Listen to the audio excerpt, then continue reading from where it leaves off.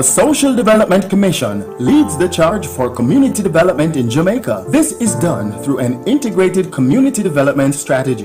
This dictates sustained and coordinated partnerships to include working with community-based organizations, not limited to community development committees, CDCs, but working with other ministries, departments, agencies, international development partners, and non-governmental organizations. As the principal organization working with Jamaica's 775 communities, the SDC is positioned in the Ministry of Local Government and Rural Development. SDC promotes the advancement of sports, social, cultural, and economic development for the people of Jamaica.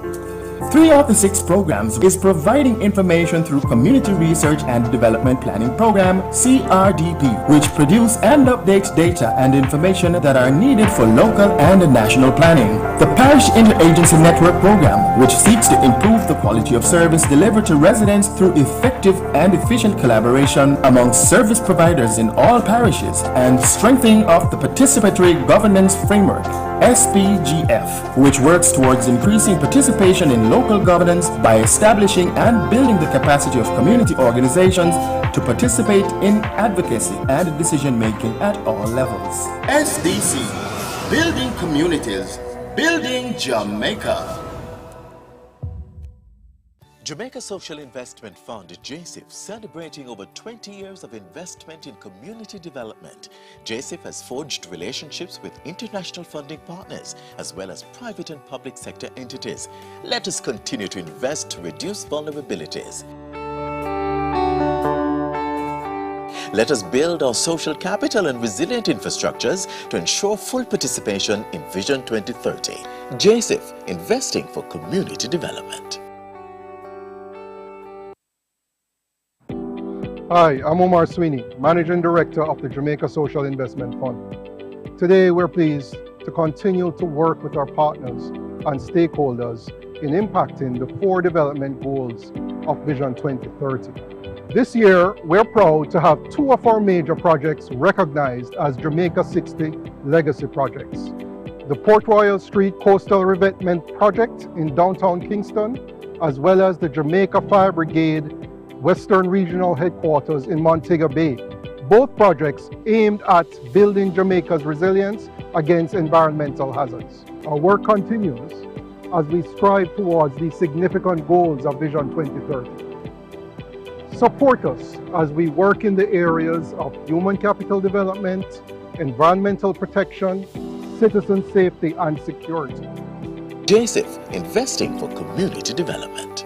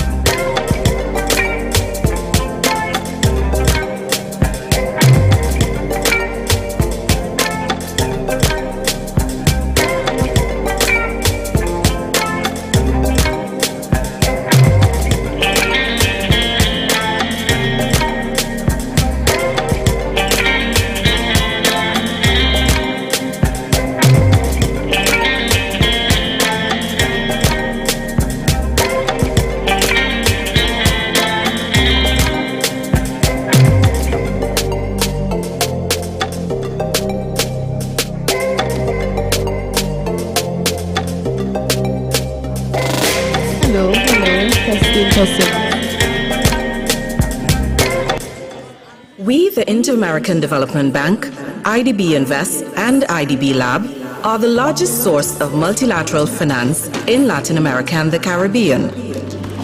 We are the IDB Group. We are an active player in the international development community.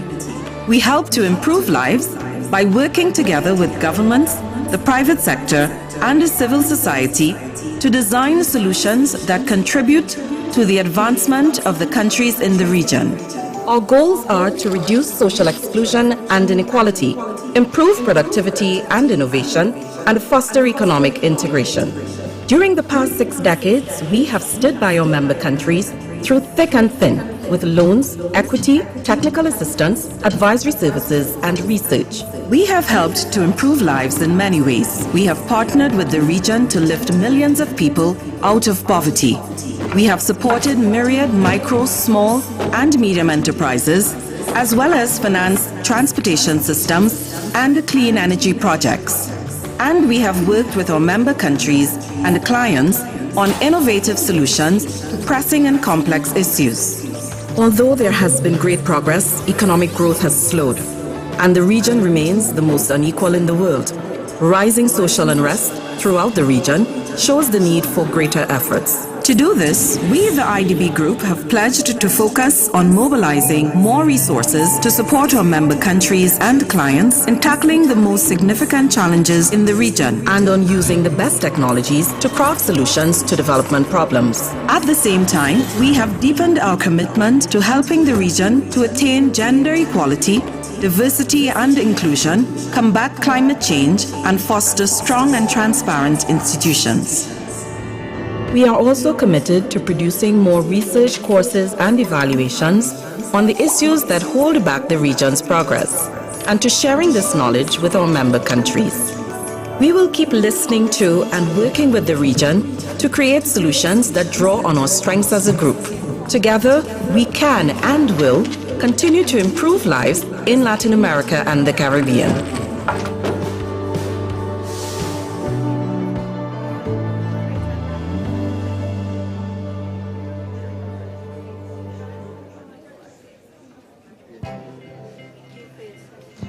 The Community Renewal Program, CRP, was established in 2011 as a multi-level integrated intervention for coordinating and enhancing service delivery among 100 of the most volatile and vulnerable communities in Jamaica.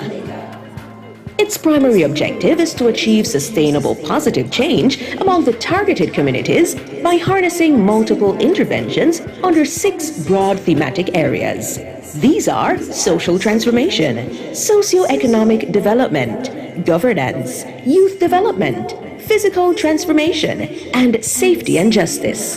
The selected communities are from the 5 parishes that have sustained the highest murder rates over the last 10 years. These are St. James, Clarendon, St. Catherine, Kingston, and St. Andrew. Objectives of the Community Renewal Program.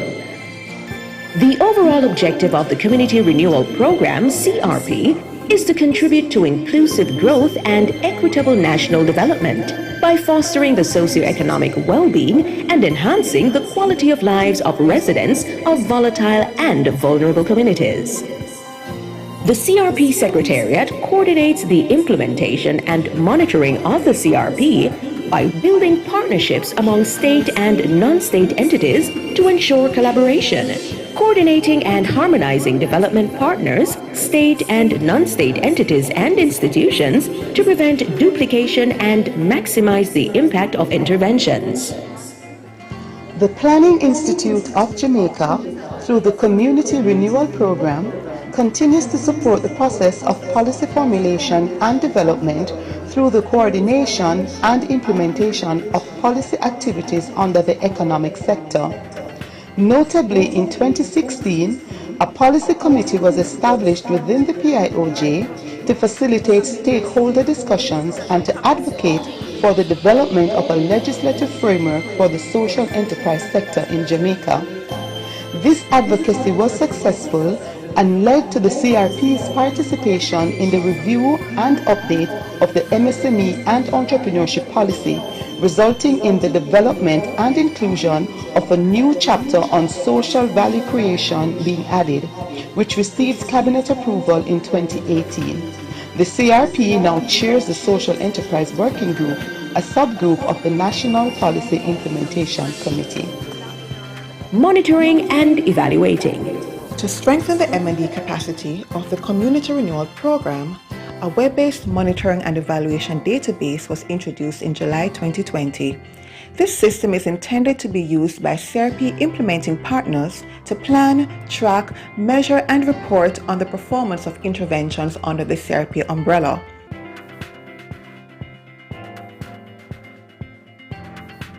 Coordination and collaboration among the agencies within each parish is facilitated by the Parish Interagency Networks established by the Social Development Commission, SDC, to facilitate coordination and collaboration among the agencies within each parish.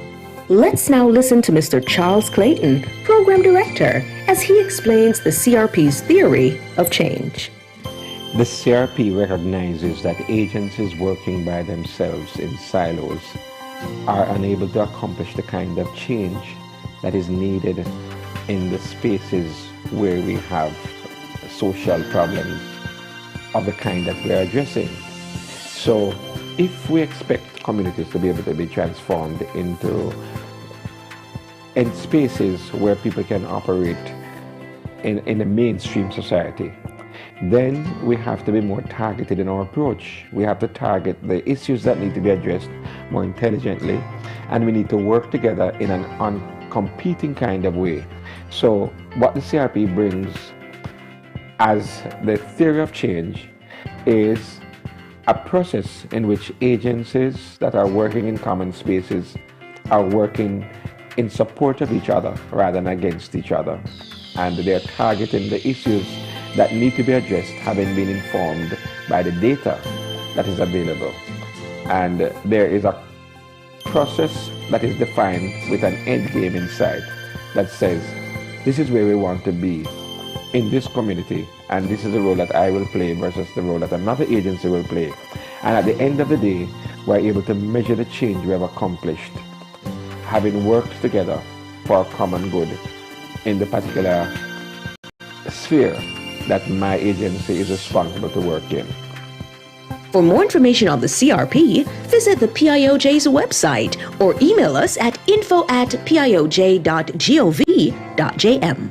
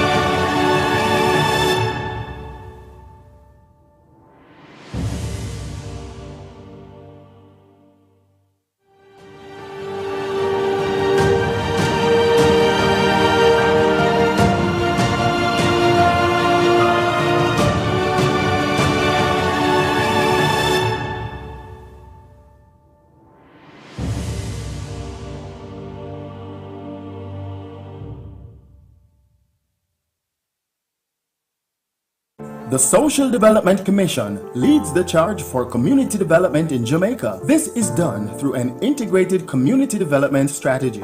This dictates sustained and coordinated partnerships to include working with community-based organizations not limited to community development committees, CDCs, but working with other ministries, departments, agencies, international development partners, and non-governmental organizations. As the principal organization working with Jamaica's 775 communities, the SDC is positioned in the Ministry of Local Government and Rural Development. SDC promotes the advancement of sports, social, cultural, and economic development for the people of Jamaica. 3 of the 6 programs is providing information through Community Research and Development Planning Program, CRDP, which produce and update data and information that are needed for local and national planning. The Parish Interagency Network Program, which seeks to improve the quality of service delivered to residents through effective and efficient collaboration among service providers in all parishes and strengthening of the Participatory Governance Framework, SPGF, which works towards increasing participation in local governance by establishing and building the capacity of community organizations to participate in advocacy and decision making at all levels. SDC, building communities, building Jamaica. Jamaica Social Investment Fund, JSIF, celebrating over 20 years of investment in community development. JSIF has forged relationships with international funding partners as well as private and public sector entities. Let us continue to invest to reduce vulnerabilities. Let us build our social capital and resilient infrastructures to ensure full participation in Vision 2030. JSIF, investing for community development.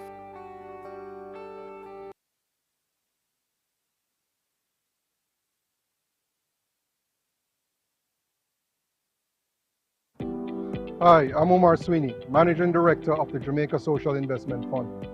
Today, we're pleased to continue to work with our partners and stakeholders in impacting the 4 development goals of Vision 2030.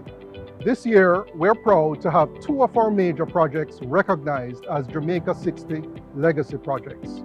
The Port Royal Street Coastal Revetment Project in downtown Kingston, as well as the Jamaica Fire Brigade Western Regional Headquarters in Montego Bay.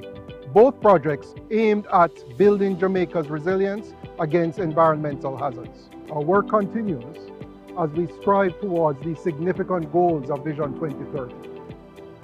Support us as we work in the areas of human capital development, environmental protection, citizen safety, and security.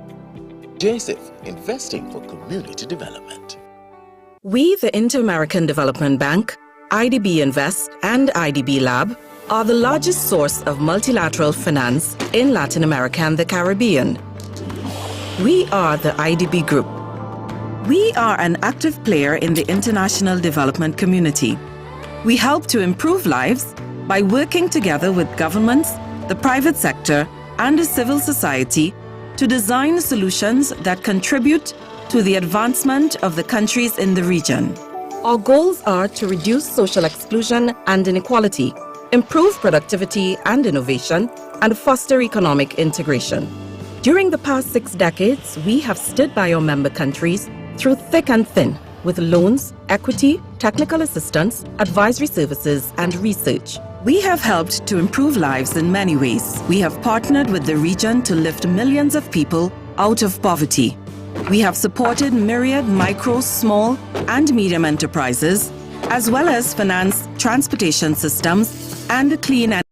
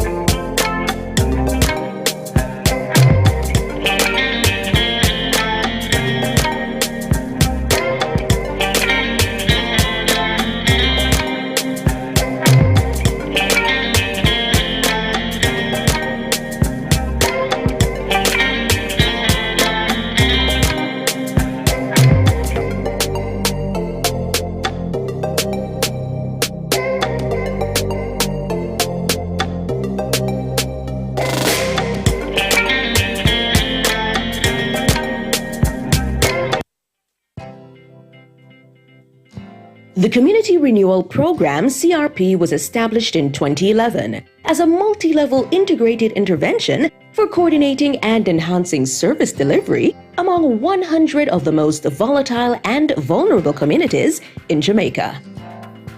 Its primary objective is to achieve sustainable positive change among the targeted communities by harnessing multiple interventions under 6 broad thematic areas.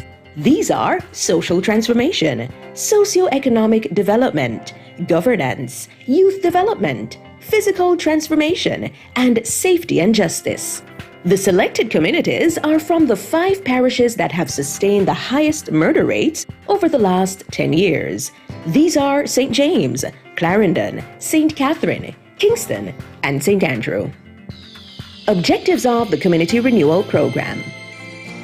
The overall objective of the Community Renewal Program, CRP, is to contribute to inclusive growth and equitable national development by fostering the socio-economic well-being and enhancing the quality of lives of residents of volatile and vulnerable communities. The CRP Secretariat coordinates the implementation and monitoring of the CRP by building partnerships among state and non-state entities to ensure collaboration, coordinating and harmonizing development partners, state and non-state entities and institutions to prevent duplication and maximize the impact of interventions. The Planning Institute of Jamaica, through the Community Renewal Program, continues to support the process of policy formulation and development through the coordination and implementation of policy activities under the economic sector. Notably, in 2016, a policy committee was established within the PIOJ to facilitate stakeholder discussions and to advocate for the development of a legislative framework for the social enterprise sector in Jamaica. This advocacy was successful and led to the CRP's participation in the review and update of the MSME and entrepreneurship policy, resulting in the development and inclusion of a new chapter on social value creation being added, which received cabinet approval in 2018. The CRP now chairs the Social Enterprise Working Group, a subgroup of the National Policy Implementation Committee. Monitoring and evaluating. To strengthen the M&E capacity of the Community Renewal Program, a web-based monitoring and evaluation database was introduced in July 2020. This system is intended to be used by CRP implementing partners to plan, track, measure, and report on the performance of interventions under the CRP umbrella.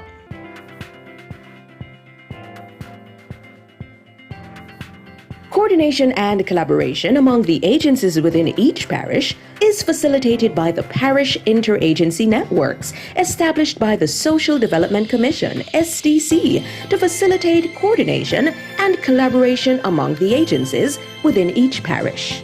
Let's now listen to Mr. Charles Clayton, Program Director, as he explains the CRP's theory of change. The CRP recognizes that agencies working by themselves in silos are unable to accomplish the kind of change that is needed in the spaces where we have social problems of the kind that we are addressing. So if we expect communities to be able to be transformed into spaces where people can operate in a mainstream society, then we have to be more targeted in our approach. We have to target the issues that need to be addressed more intelligently, and we need to work together in an uncompeting kind of way.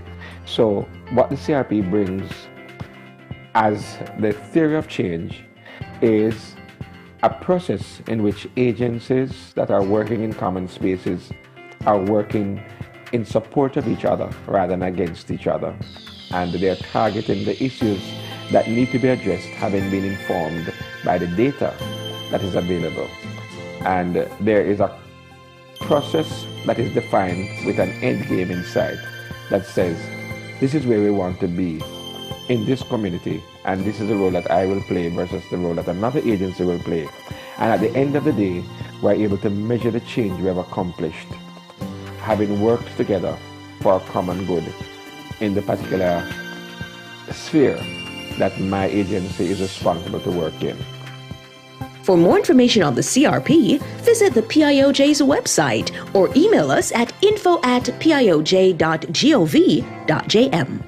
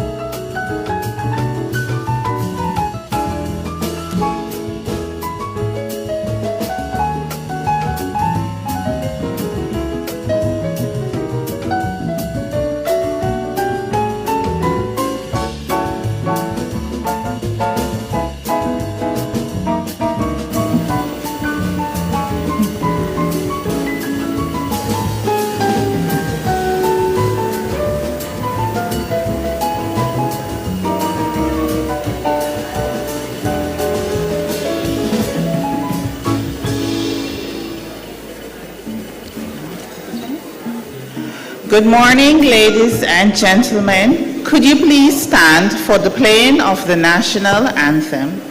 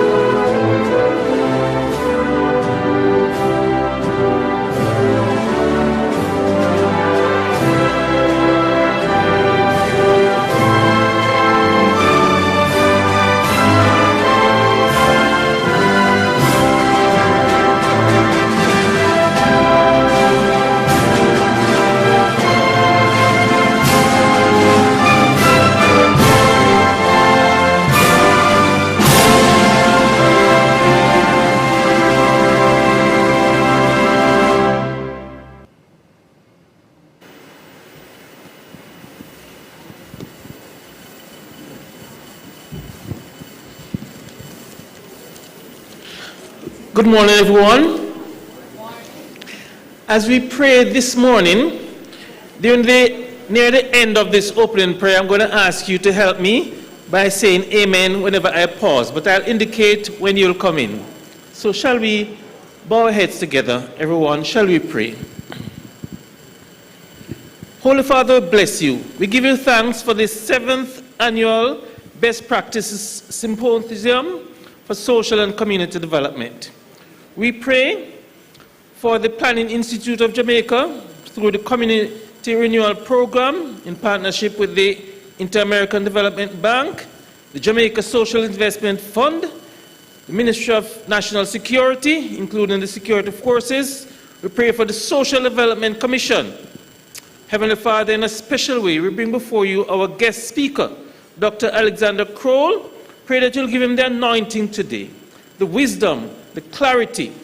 We pray also for all other speakers, facilitators, and for the entire team that leads this conference.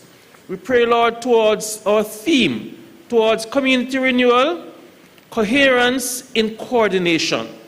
May our objectives be met, Lord, to showcase and document best practices in social and community development, and to stimulate and strengthen national dialogue on successful strategies in tackling this critical development issue, especially as 2030 looms. As I go into the final part of the prayer, I'm going to ask you, as I pause, to say amen. Lord, we pray for all participants. Amen. As we continue to build our communities. Amen. To make Jamaica the place of choice. Amen. To live, amen, to work, amen, to raise families, and to do business. Amen. In the powerful name of our Lord Jesus Christ.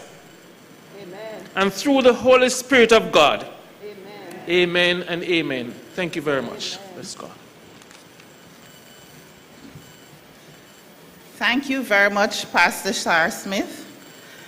Good morning again, ladies and gentlemen. My name is Antonette Richards, and I am one of your co-facilitators for today.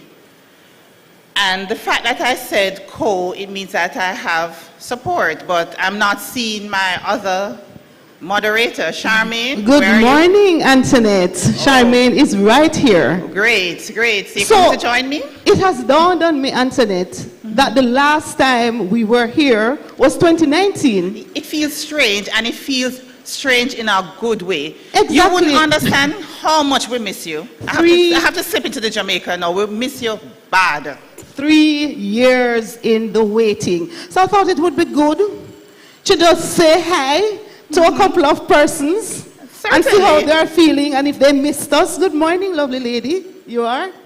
Patricia McCrae. Welcome. How do you feel being out after 3 years? Wow.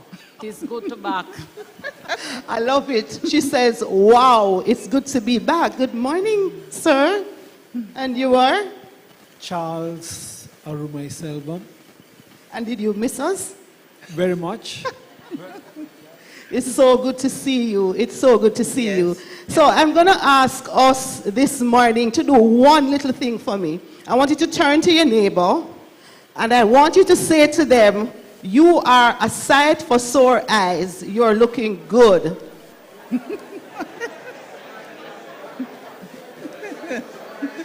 And you are telling the truth. You are telling the truth, Yes, because you all are. look good. Give yourselves a round of applause.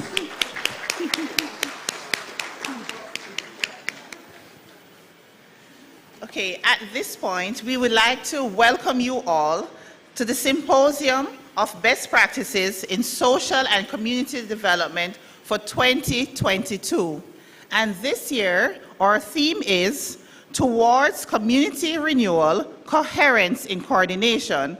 Now, Charmaine, why are we really looking at this topic this year? So, when we talk about social and community development, at the heart of it is people. But also it's people that makes up organizations, and we have our organizations who are the ones that have been doing tremendous work in terms of social interventions.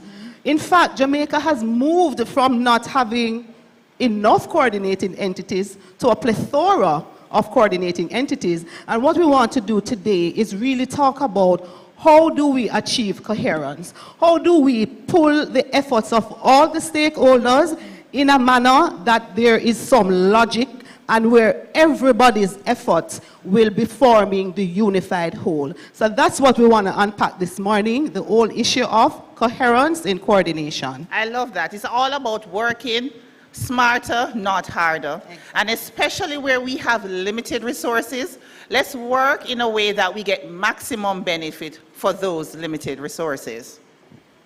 So, as we start the morning, we would like to, on behalf of the Director General of the Planning Institute of Jamaica and the rest of the PIOJ family, we want to welcome the Leader of the Opposition, Mr. Mark Golding, Mr. Courtney Williams, Permanent Secretary from the Ministry of National Security, Mr. Denzel Thorpe, the Permanent Secretary from the Ministry of Culture, Gender, Entertainment and Sport, Mr. Lorenzo Escondor, Chief of Operations, Inter-American Development Bank. Mr. Omar Sweeney, Managing Director for the Jamaica Social Investment Fund. Ms. Diane McIntosh, Executive Director for the Citizen Security Secretariat. Mr. Omar Frith, Deputy Executive Director for the Social Development Commission.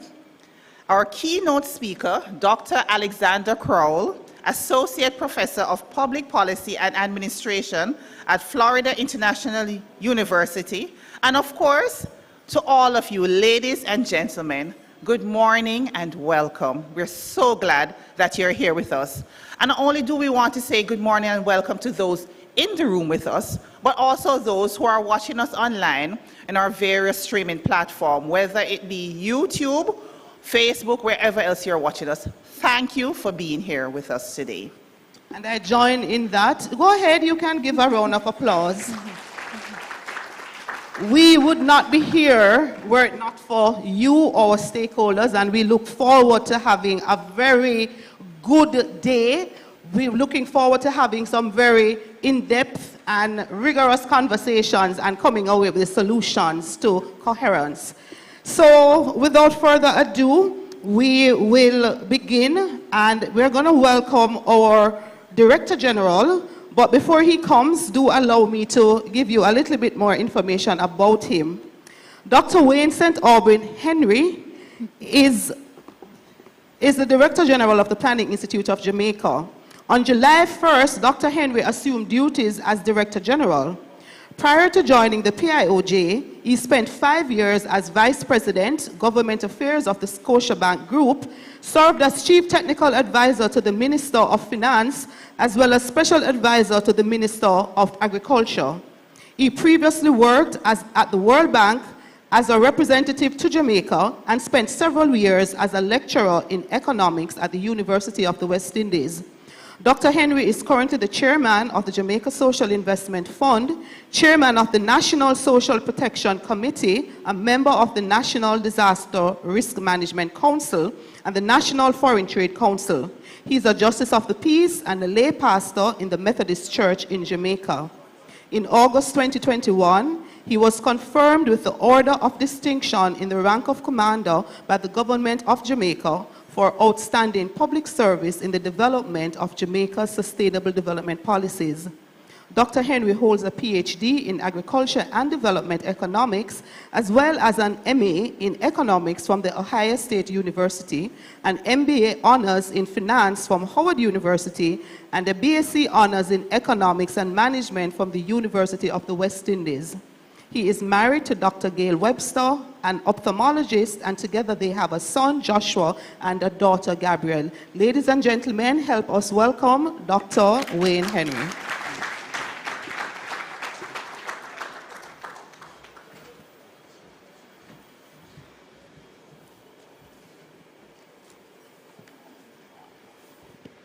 Ms. Antonette Richards and Ms. Charmaine Brimm, our moderators today. Mr. Courtney Williams, Permanent Secretary in the Ministry of National Security. I understand some persons are online joining us, so I'll acknowledge. Of course, Mr. Denzel Thorpe, Permanent Secretary in the Ministry of Culture, Gender, Entertainment and Sport. Ms. Diane McIntosh, Executive Director of the Citizen Security Secretariat.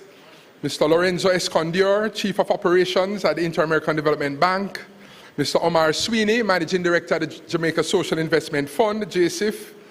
Mr. Omar Frith, Deputy Executive Director at the Social Development Commission, SDC. Our keynote speaker, Dr. Alexander Kroll, Associate Professor of Public Policy and Administration at the Florida International University, FIU. Mr. Aubrey Stewart, Research Fellow at FIU. I acknowledge Pastor Carl Scharschmidt. Thank you very much, Pastor, for the prayer, opening prayer. Ladies and gentlemen, good morning. Good morning. Good morning. I realize there are three types of people in this world. Those who can count and those who can't. And so the pleasure is mine to bring greetings on behalf of the Planning Institute of Jamaica, PIOJ. This is the seventh staging of the annual Best Practice Symposium. And the symposium is hosted by the PIOJ through its Community Renewal Program in partnership with the Inter-American Development Bank, the IDB, the Jamaica Social Investment Fund, JSIF, the Ministry of National Security, MNS, and the Social Development Commission, SDC. The theme that will guide our discourse today is Towards Community Renewal, Coherence in Coordination.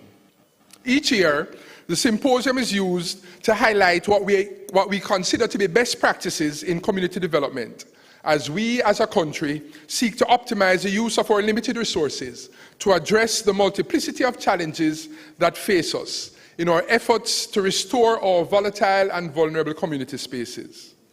Two primary approaches are being pursued as mechanisms for highlighting and encouraging the use of best practices. The first is exemplified in this annual symposium, where we call all stakeholders in community development to focus on social and community interventions and investments that have worked and how these can be replicated for maximum impact going forward. The second, which the PIOJ is embracing, is to have an electronic platform where best practices can be stored and retrieved as needed. This is an involved process that includes, among other things, development and agreement on the definitions of terminology, agreement on what should be regarded as a best practice, ongoing dialogue among stakeholders with a view to unearthing and documenting best practices that should be highlighted across all collaborating entities, whether government or non-government. For this year's symposium, the focus remains on coordination, a word that is clear in meaning but seems difficult to execute. However, we believe and continue to believe in the vision, thereby maintaining our effort to help our partners align their efforts in a coherent and effectively coordinated framework for delivering social interventions and investments in the renewal of our CRP communities. So, as we highlight best practices, it is our hope that community development practitioners will replicate these practices to achieve the desired outcome, that's renewal of our underserved community spaces. Fulfillment of this vision of renewal will support the achievement of Vision 2030 Jamaica to make Jamaica the place of choice to live, work, raise families, and do business. It will require us coming together, having frank but respectful discussions through which we identify challenges and impediments and ensure action that will enable us to overcome these obstacles. We will each have to respond to the call for action around these collectively defined solutions. Let us also be mindful of the existing coordinating mechanisms around which we should coalesce. These include the Citizen Security Plan, the CSP, the Community Renewal Program, the CRP, which provides support to the CSP in coordinating activities within community spaces, and the Jamaica Social Investment Fund, the JSIF, which is coordinating interventions among the zones of special operations, ZOSO communities. I close by thanking our partners, the IDB, JSIF, the MNS, and the SDC for their continued demonstration of what it means to live the vision of community development through improved coordination, harmonization, and collaboration. Let us continue the collaboration to make Jamaica the place of choice to live, work, raise families, and do business. Thank you very much.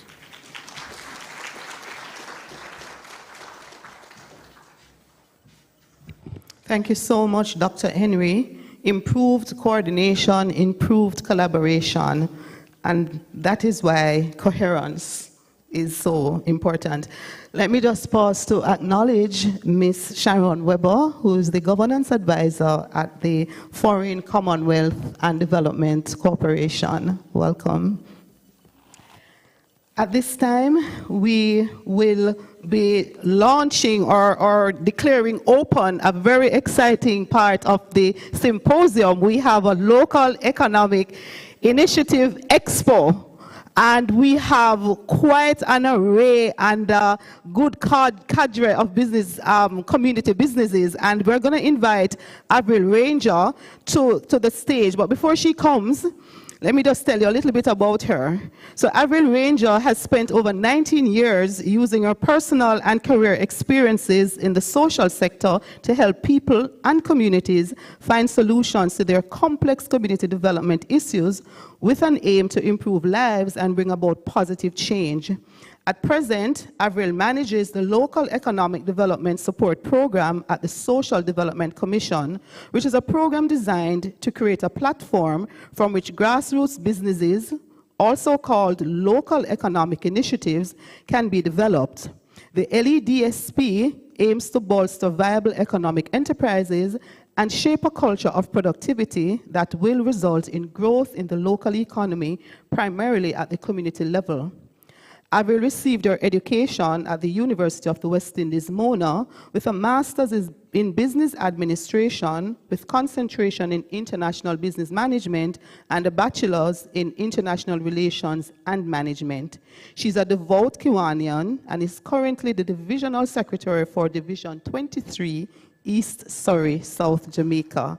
She's an avid reader, and she enjoys gardening, doing research, walking, making visits to museums and nature park. She holds as her motto, if it is to be, it is up to me. Ladies and gentlemen, welcome Avril Ranger.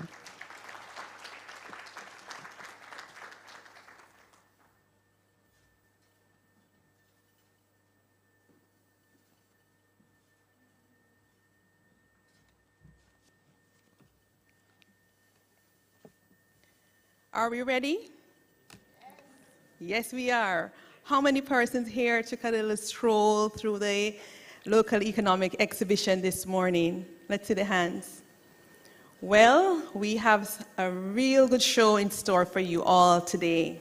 There is actually a very high energy in that exhibition, and I'm tempted to say it's a village, because it's just so many different persons from so many different communities that are actually there on show today.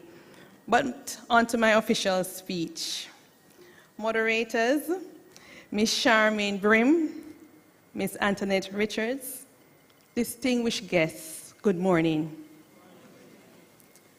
The sustainability of grassroots-based businesses, also called local economic initiatives, is critical towards building stronger and more resilient communities. Therefore, coherence in coordination of local economic development activities where different partners in a local area work together to harness local resources is of paramount importance to the vitality and viability of local economic initiatives. Today, we have chosen to showcase 200 local economic initiatives, not 200, 20. 20. It's because I'm tempted to say how many we are really working with, but I soon tell you about that. Today, we have chosen to showcase 20 local economic initiatives from 20 communities across 7 parishes, namely Kingston, St. Andrew, St. Catherine, Clarendon, Manchester, St. James, and St. Mary. So yes, ladies and gentlemen, we are working with over 400, and easily we could have had 200 to 250 on show today who are ready for the market. So that's a plug, Sir Dr. Henry, and our moderators. To next year, we have a larger space. Thank you.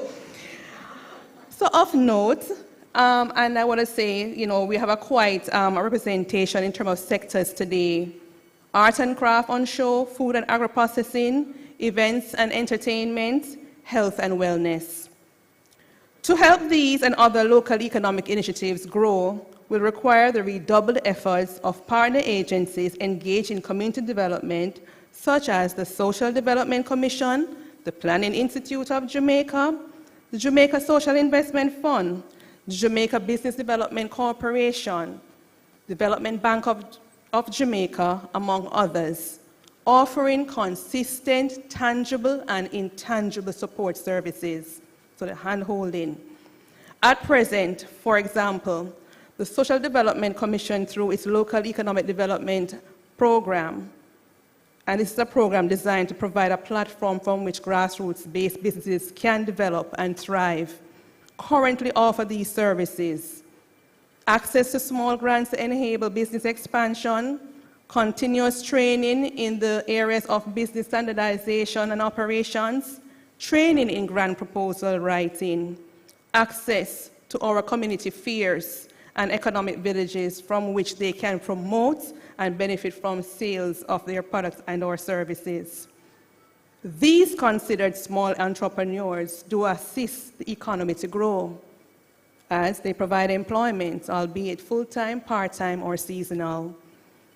With sustained efforts at providing further hand-holding assistance, these small business operators will successfully matriculate into the formal sector. Therefore, and with that said, I implore all present to build and or support continued partnerships in order for the Local Economic Development Support Program and other such programs being implemented by our partner agencies to remain successful.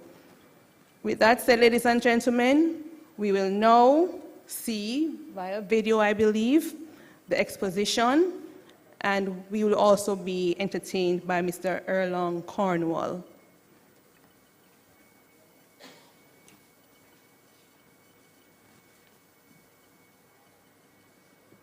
Oh, yes. Thank you.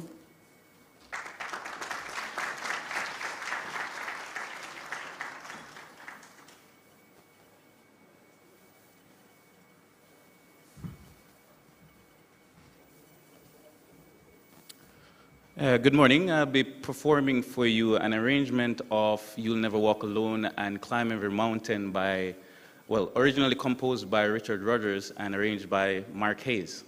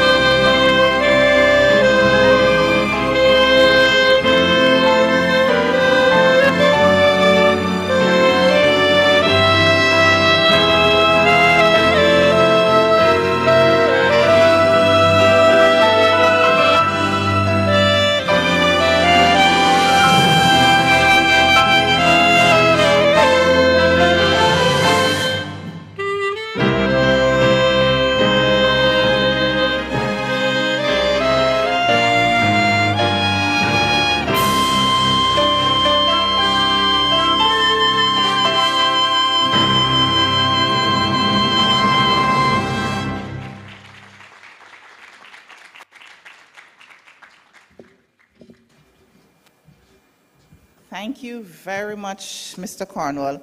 I think that song is very apt. By the time we leave here today, we won't be walking alone, because we'll all be a coordinated unit walking together. Another round of applause to Mr. Cornwall. Beautiful. Okay, so at this time, we'll get into the meat of the matter, so to speak, because we do need to set the context. I mean, we do need to understand exactly what we're talking about, and that is what will happen in session 2. So at this time, it takes great pleasure for me to welcome to the podium Aubrey Stewart. And Mr. Aubrey Stewart is a research fellow, a strategic management consultant, and former data scientist with the Citizen Security Secretariat. A bit more about Mr. Stewart. Aubrey Stewart is a PhD student in the Stephen J. Green School of International and Public Affairs at the Florida International University, FIU, where he is pursuing his doctoral studies in public affairs through the U.S. State Department's Fulbright Scholarship. His research interest is focused on collaborative governance, citizen security, performance management, and social economics.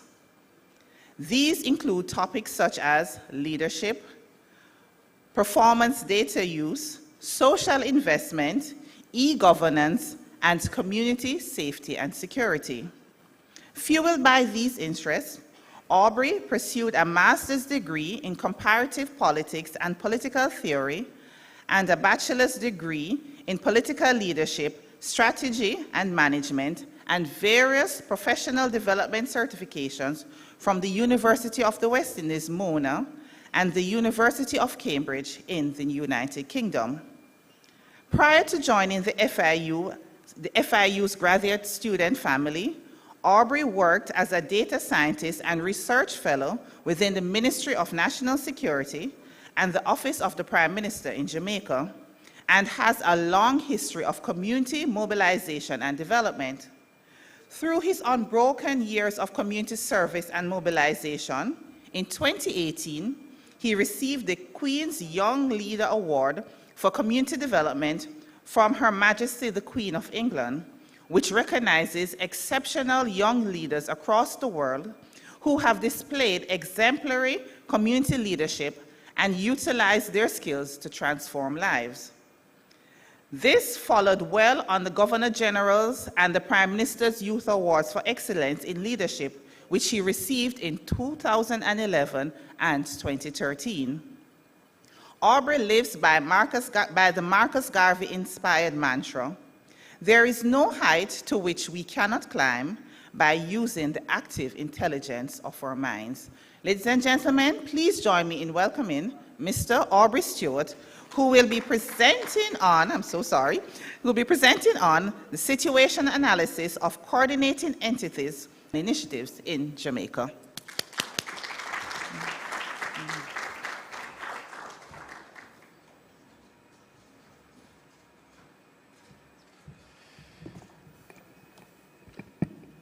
Thank you so much, Ms. Richards, for that introduction. With the protocols already been established, good morning, everyone. So today I was tasked with perhaps the hardest task of breaking down exactly what's happening in the Jamaican environment as it relates to coordination and collaboration.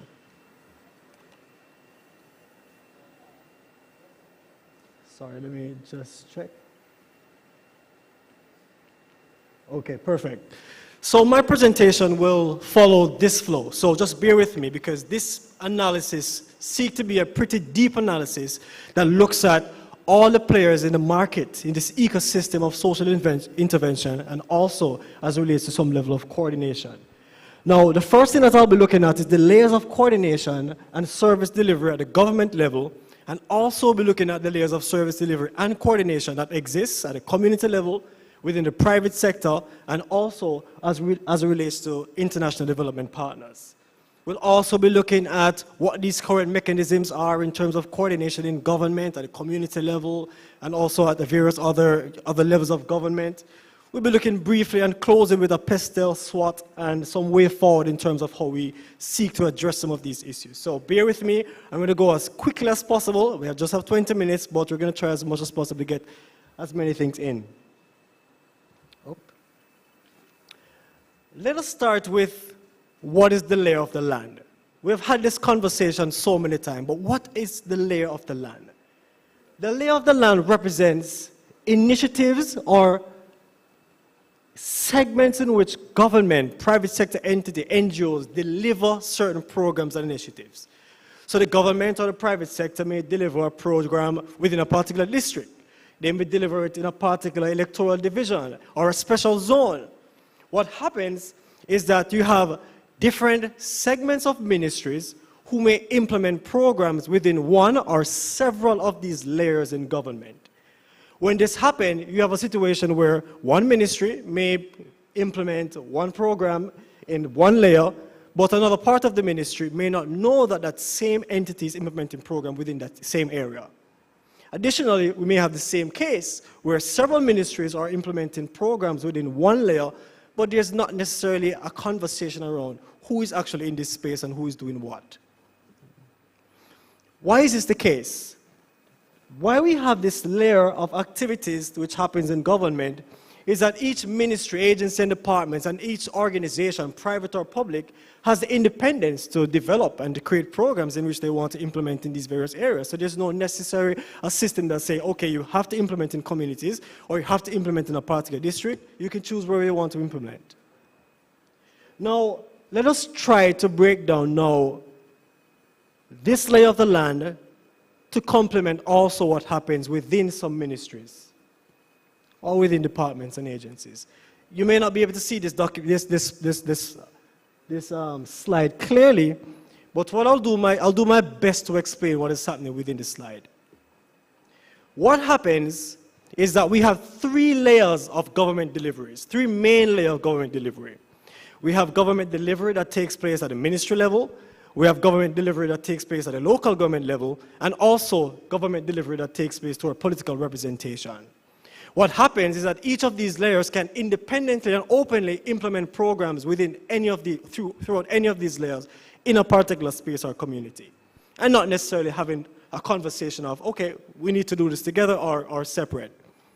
Now, if we follow each of these lines, particularly the green line that looks at Ministry 1, within Ministry 1, you may have agencies, departments, units, and perhaps a board and several authorities.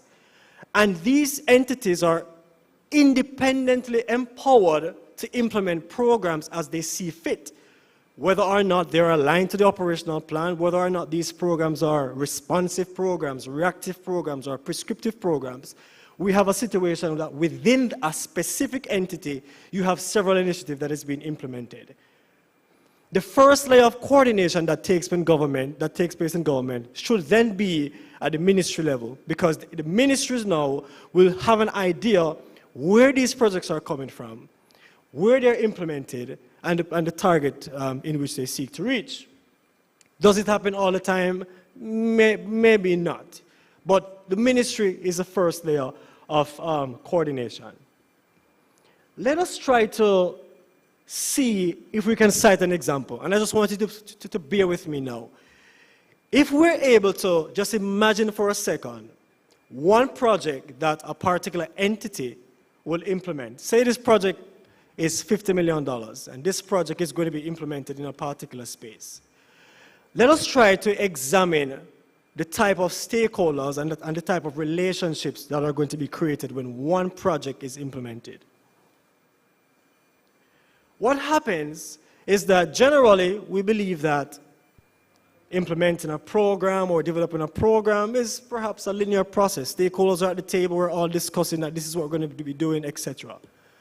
But really what happens is that when one program is established, it creates a social network of actors which are essentially involved, whether in the conceptualization, the development, the implementation, or even the participants that will be a part of these programs. What happened in this case is that we create different weighted relationships, whether they're directed relationships or whether they're cliquish relationships. What we have found from just a simple analysis of the players within this one particular program is that entities with strong relationships will always be a clique together, and entities who doesn't necessarily have any social power or any authority are essentially pushed aside. It's the same thing that happens with coordination entities. You have multiple coordination entities that may be established. However, it is the ones with the strongest political power or the one with the strongest authority that always maintains control. So this is just with one project. So can you just imagine if we had one ministry implementing two projects, what a network would look like in a social analysis? Let's go ahead and look forward. What if we're now able to do the same analysis with what happens at the community level, the private sector, international development partners? What we just did was to examine what happens in government, particularly with one project. So let us now examine the same analysis at those various other levels. At the community level, it simply reflects what happens at the ministries or what happens in other entities. We have a situation where there's a multiplicity of organizations at the community level that are seeking to do local level coordination. At any time, one of these entities can act as broker, which is that red node that you see here. Any one of these entities can act as broker between any government entity or any community development organization or any entity that is seeking to do a particular project within a particular space, whether it's a church, whether it's a school, or whether it's other clubs that is trying to do work in a particular community. Any one of these bodies can act as a broker to implement or to coordinate a particular project. What does that really mean? What happens is that entities, whether private sector, government, or non-government organization who are seeking to do projects, they are so unaware of which entity do I really go to be coordinated? Who can I really speak to if I want to get activities done? It's very difficult to ascertain. Let us look quickly now at what happens with the private sector, civil society, universities. Critically to note here is that through private sector, we have multiple businesses, thousands of businesses through their corporate social responsibilities who are able to implement projects independently within these spaces, uncoordinated. We also have a situation where universities can also do that.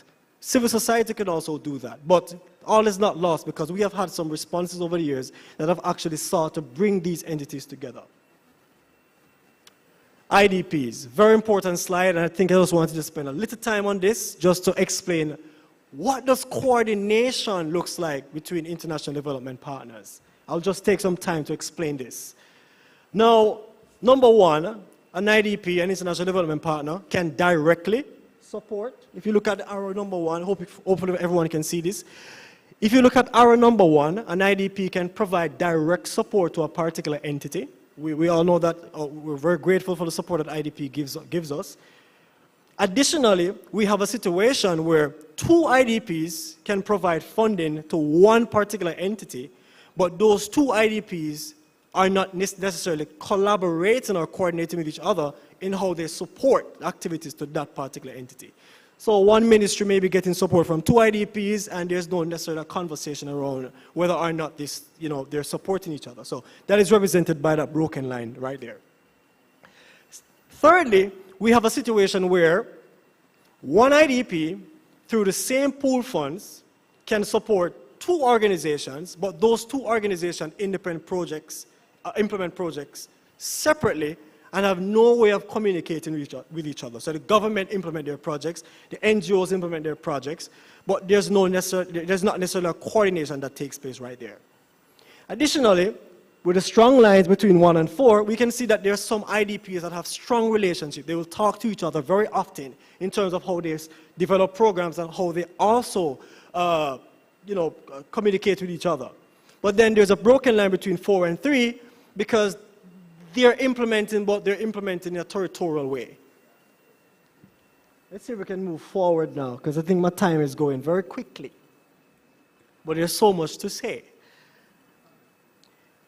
This is what will happen, or this is what happens if one project comes from all the entities that we just spoke about. it creates a confusing web of all the stakeholders. When we speak about coordination and collaboration, it is extremely difficult. And the only way we're able to unpack this is when we understand where are the clusters in collaboration, where are the clusters in coordination. And we'll break this down a little bit further. I think I have about 10 more minutes to go, so I'll just be very, be very fast. What if now, imagine with me again, we just looked at ministries, we just looked at private sector, we just looked at the community level, and we just looked at IDP for one project. But what if in 1 year, we were able to put all these projects together in a coordination matrix, in a delivery matrix? What if we're able to put all these projects together in 1 year? Let us see how something like that would look. I think the system is taking a little while to load, but the truth is we're unable to do that. We're unable to do that because what will happen is that the algorithm will deploy a network that is so clustered that you have no idea what is going on with the ecosystem. This is exactly what happens in Jamaica right now. And if you look at that, I could tell you where your ministry is in this whole ecosystem. And a specific coordination body. The thing is, you have several coordination bodies that is coordinating some entities, and then some entities are doing their own thing. But the truth is, from any network analysis that we may do, and of course require future work, we can tell where the clusters are, we could tell where the key partners are, we could tell where the strong relationships are, we could tell where the weak ones are, and we could also tell the ones that are really not making any sense, and the one that we're actually, in fact, just wasting a lot of money on. Why are we having this web? Two things happen. Oops, wrong one. Two things happens. When programs are developed in government or private sector or whatever, it's seeking to address a public problem or a government mandate. Over the years, what has happened, however, is that government programs have become extremely dependent on funding. So programs are developed just because of the availability of funds. Sadly, and a point to note, is that just with the analysis, you could tell from the organizations whether or not citizens are really the central part of this delivery. The clusters do not show that citizens are the central part of this delivery. It is clustered around the availability of funds to develop programs. What the ideal situation should be like is a situation where, okay, I come in and see the time, a situation where we have projects that are already tested, and because of the successes of these projects, then we fund these projects. But sadly, it's the other way around. All right, let's move fast. So let's move quickly. So what has successive organization or political administration done to solve this web of activities? We have made new ones. Successive political administration have sought to fix a problem by creating a new problem. So what happens is that a web is created, but then you introduce a new organization that is seeking to fix that web. But as you can see, a web creates a web. So it is not always that a new program or a new body or a new unit that solves a problem. Let's move fast. So we have had successful interventions that have taken place over the years. I must say that. These entities, the JSF, the SDC, the CHASE, the CRP, the CSP, the CDF, and various other committees have actually, in fact, contributed incrementally to improving this process that we have here, this problem, this web. But still, with all that investment and all that spending that has been done or allocated, we're still having both an implementation deficit and a coordination deficit. This is just how much we have spent on some of our programs, but because I have like 5 minutes left, I have to skip it. Now, what about the mapping? I'm going to move fast. I have five minutes, right? Or 6. What if we look at where these interventions are? We have spent billions of dollars. Let us look at what the impact of these interventions have been from start to finish. Well, I won't lie with this one. We actually have done it, right?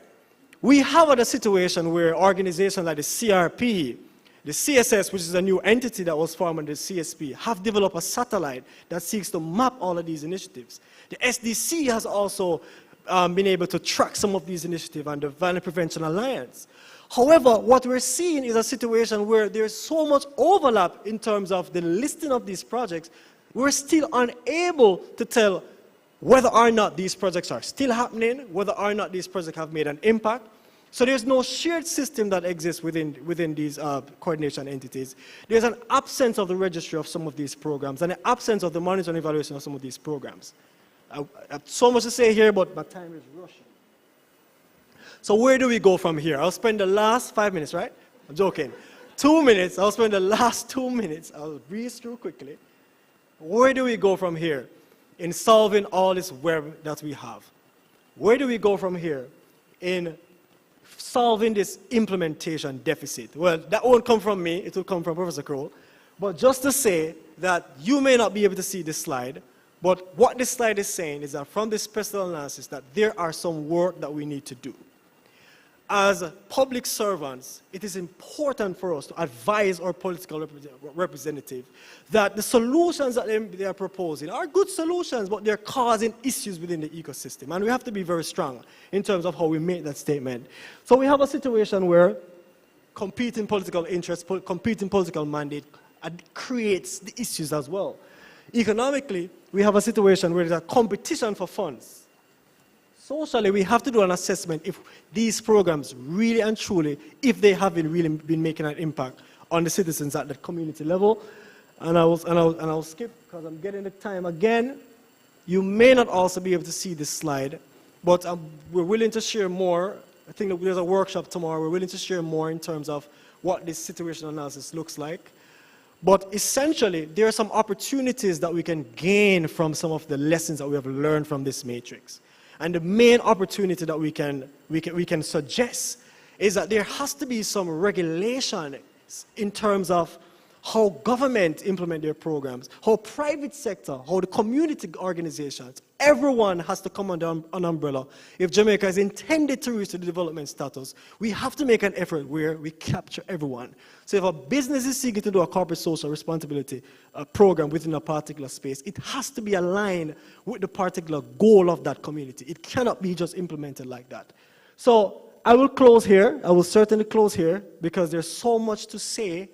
But I think that Professor Kroll, when he comes, he will speak about the intricacies now, because all this network that you have seen, all these stakeholders that you have seen, there's so much more that we have to take into consideration. How data is used, how the relationships are managed. So I think that between today and tomorrow, we'll have a fruitful discussion. But I thank you so much for listening, because I know it was a lot to swallow.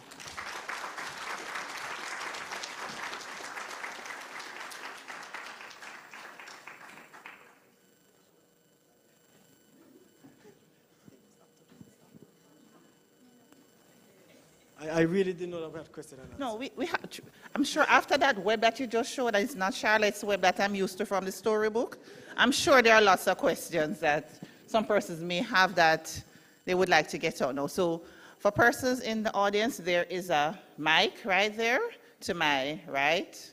No, to my left, your right. You could come and ask if there's any questions, any further, any clarifications you need from, yes, please.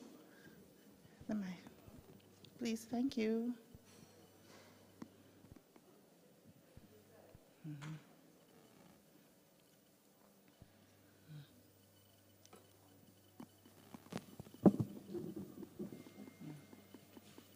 Good morning, everyone. Thanks for the opportunity to be here. And thank you, Mr. Young, dark, handsome, and intelligent. All I want from you, sir, I'm Elaine Browers. I'm the president of the Matilda's Corner District Consultative Committee. I notice you put Consultative Committee as number 1. Thank you. I would just like to get your contact information. Oh, okay. Well, I guess she'd like to speak to you further. Okay, no problem. Okay, so we don't have a lot of time, so we'll probably take about 3 questions and then. Hi, I'm Ruth Janke from the Rosetown Foundation. Excellent presentation. So many things have been raised. I don't know. I mean, lots of questions come up, but two things. Is it possible to get a copy of the presentation that we can look at in more detail? And you had mentioned about tomorrow, maybe this isn't for you, but the organizers, in terms of what's happening tomorrow, because I think it's really important that all of the issues raised here, we get a chance to delve into. I work at the community level, but I have worked at other levels as well, and I see the challenges that you've expressed here, particularly the one where you talk about increased barriers for people getting into. Because right now, anybody, as you said, private individuals, corporations, etc., can just jump up and say, we want to work in an area. And while it's hard to tell them where they should work, there should be some way of monitoring or at least collecting the data of who is working where. So I think very, very good presentation. Thank you very much. Okay. All right. Thank you. Well, okay. Well, I guess I'm not seeing any other hands, so I guess we will continue the discussion further. Okay. Thank you very much, Mr. Stewart.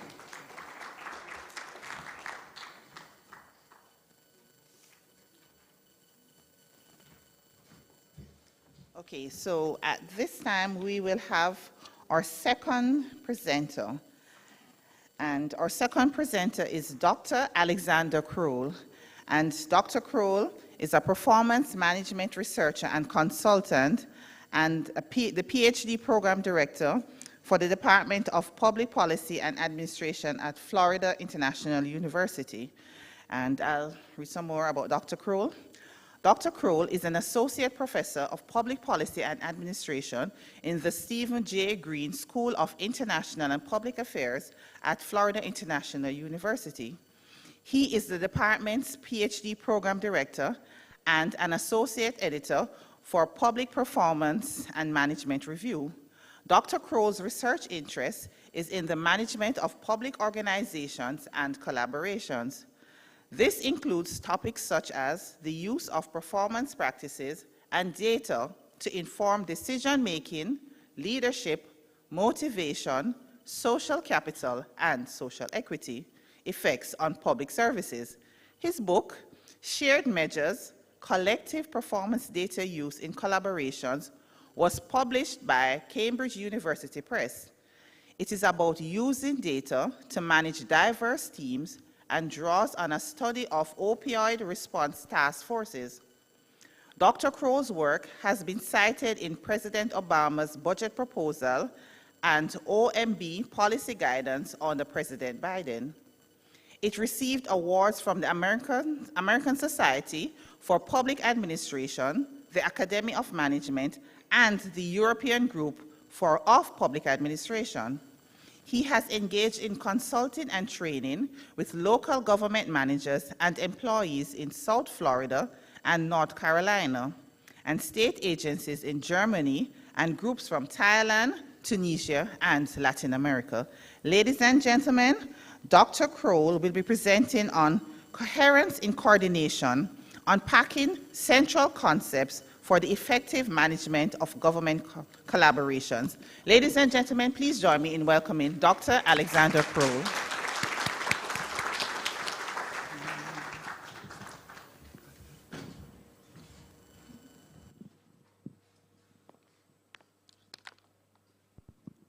All right, you can hear me well?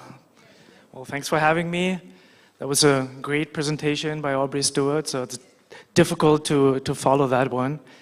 But he set me up as the one who will present the solutions. That was very nice of him. I think one thing I can say already is there are no easy answers to complex solutions, and we have done together some research on community programs in Jamaica, and we're planning to continue it. So we started the work, but it's initial analysis that we're presenting, and I was asked to talk a little bit about best practices here, international best practices, so that's what I'm trying to do.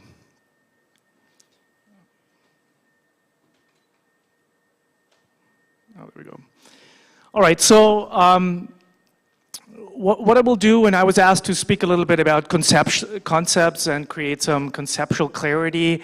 So we use all these terms, collaboration, coordination, cooperation, and it might help to clarify a little bit how are they similar and how are they different. So just to make sure we speak about the same things when we do.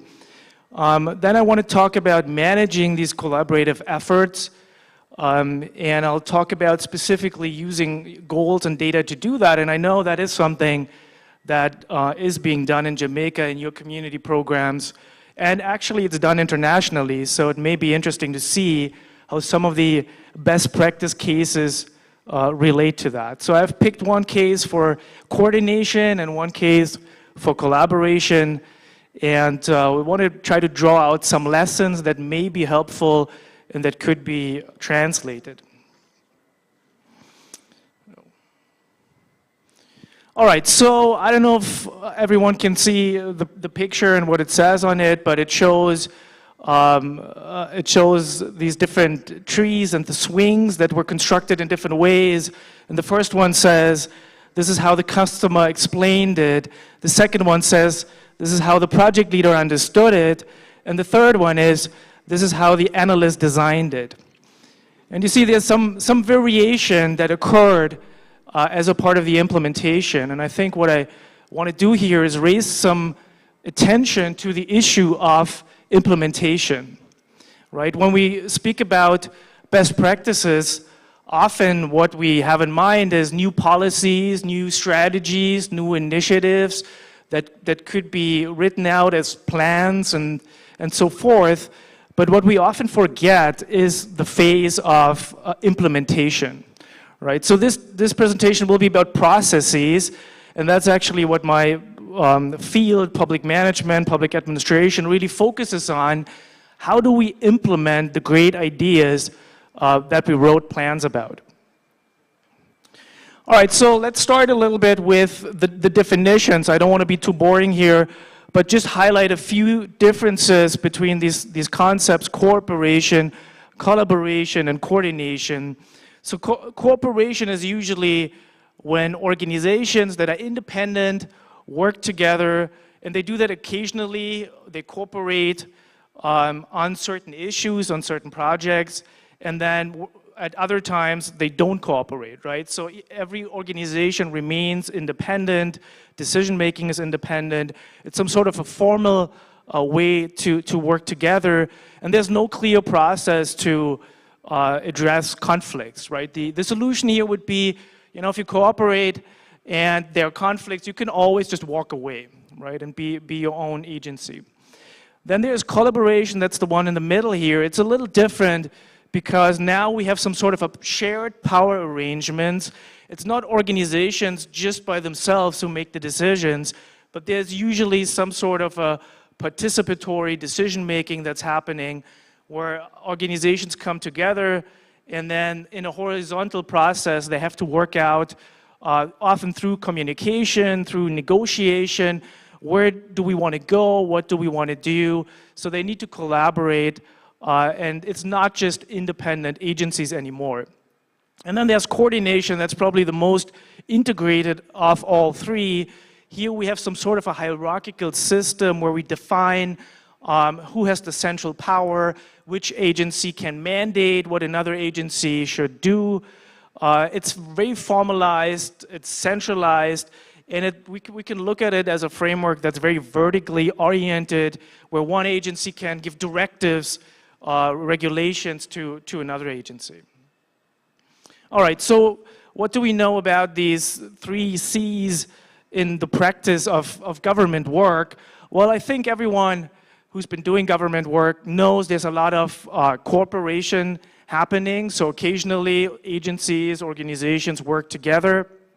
There's also some coordination happening because that fits with the formal framework of how the executive sector is structured, right? We have agencies that have mandates over other agencies, and there are different ways to organize it. One point here I want to make is that even in a well-coordinated framework, there always needs to be some collaboration. So what I mean is, even if it is clearly defined and formalized how to work together, this won't work unless the partners also make some voluntary contributions that go beyond what's formally required of them, right? Because every actor, even within a formal framework, has a zone of discretion, can decide how to do things, how to participate.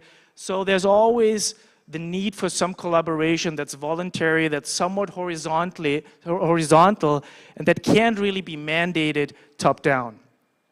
All right, and collaborations also have been identified as very effective ways to engage other external stakeholders, to be able to tap into the resources and expertise of different organizations. So it's an approach that we've seen internationally being used, but also here in Jamaica for the programs that we have. All right, this is to keep in mind a few areas that I think are priority areas when we think about collaboration and coordination. So things that can make a difference if they're done well. One is the design part of it, right? Do we have the right organizations, the right stakeholders?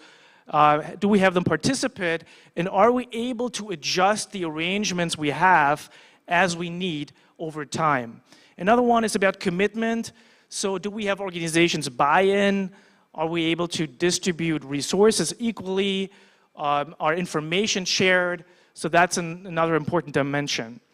Do we have mechanisms how to resolve conflicts, right? Other ways to do this so that decisions are made that reflect the joint goals. Are we able to go beyond the individual interests of the organizations? And then this is a tricky one, accountability.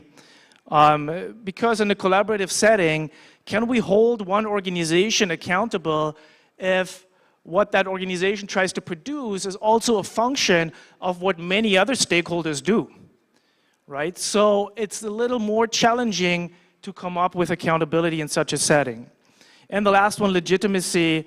As a successful collaboration, we want to publicize accomplishments, attract new resources, attract new members, so we can maximize the input of the collaboration, the impact. All right, so I want to speak a little bit more about the managing of these collaborations because there are different approaches around how to do that. And one very popular one is through goals and through data.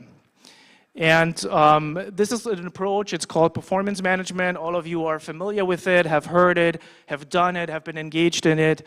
And it's an approach that has been copied from how we manage organizations, right? And so why not use it when we work with collaborations? And you know what it is? It's about setting goals at first, identifying measures. So how can we capture whether we make progress towards achieving the goals, to go out and actually collect data and see where do we stand on these measures. And then the last phase, and that one is often overlooked, are the data actually used as a part of the decision making? Are they actually helpful to make better decisions, to get to improvements? And this is a universal approach that all of you have heard about and have used. But when we try to translate that into a collaborative setting, there are certain things that we miss in such a setting that may be impactful, though. So often when you collaborate and you're more in a horizontal setting with different stakeholders, different agencies, we don't have clear performance contracts or agreements. We don't have clear reporting requirements. Who reports what to whom is often not defined in such a situation. And we lack some sort of a top-down monitoring, who's evaluating, who's keeping track of what's going on. All right, so this approach is very data-driven, and we've seen it in your community projects that make a great effort to collect data and evidence on what they're doing, what the progress is. But before I move on here, I want to also highlight some of the limitations that data have. So data are a great tool for managing, and the performance management approach has been successful, but there are also certain shortcomings and certain things data can't do for you. One is data don't tell you what to do, right? When we use data, we use them usually as some sort of a signaling system where data can be red, or they can be green, or they can be yellow. It tells us something, where we stand, but it doesn't tell us what do we need to do, or why did we end up in that situation. That requires pairing the data with additional context information And that's usually managerial work, right? That's where the managers come in trying to explore this. Another thing is data points don't tell stories. And what we know from research is that stories and narratives are so powerful to get attention, to report back about impact. So narratives and stories that are usually focused on individuals and their cases, right? How was that person helped by the program can be very powerful as a story. But if we want to work with data, we need to link data to these stories. People are usually not that much interested in averages and standard deviations, so we got to find a way to add something more meaningful, more qualitative information when we work with data. Another thing is larger numbers get more attention. That has been a finding. Or the sources of the data matter. So if an organization reports on its own performance, that's considered less credible than another organization doing it. And the last thing that I want to mention here is the role of bias. So when we work with data as human beings, there are a lot of different biases involved, and data are not free from that. So one bias that I want to point to here that plays a big role when we manage with data is called negativity bias. And it refers to a human condition where we as human beings are conditioned by loss aversion. So people are more motivated by loss than equivalent gain. What that means is I will respond more strongly as a human being if someone tries to take something away from me than if I have the chance of gaining something in addition, right? And what that means is in terms of working with data is negative data will get much more attention than positive data. And here's an example to show this. I don't know if you can read it, but I'll explain it. It's again about negativity bias, where failure receives more attention than success. And a good example to showcase that is what we find in the media, right? In the newspaper, we don't read stories about successes of government work, things that went well. Usually what we find is more what went wrong, like a scandal, delivery was not done as expected. So that's kind of the news that's being covered because there is attention to negative events. And what we don't see is an example that I put up here from The Onion, who published an article as a joke saying, Postal Service celebrates another awesome day of delivering mail. We did it again, you guys. Of course, we won't see that in the newspaper about government work. All right, and my last point here about working with data is to keep in mind that although data and measures and goals seem objective and they seem neutral, interpretations of these data are not. So in that room, if we put people together on one table and we show them data, they may all come up with different interpretations, what they mean, what we should do, what we should not do. And one way to explain this is what's been called in research motivated reasoning. The way we reason is motivated by our prior attitudes, by beliefs, by identities, and that drives how we make sense of this, right? An example here is confirmation bias.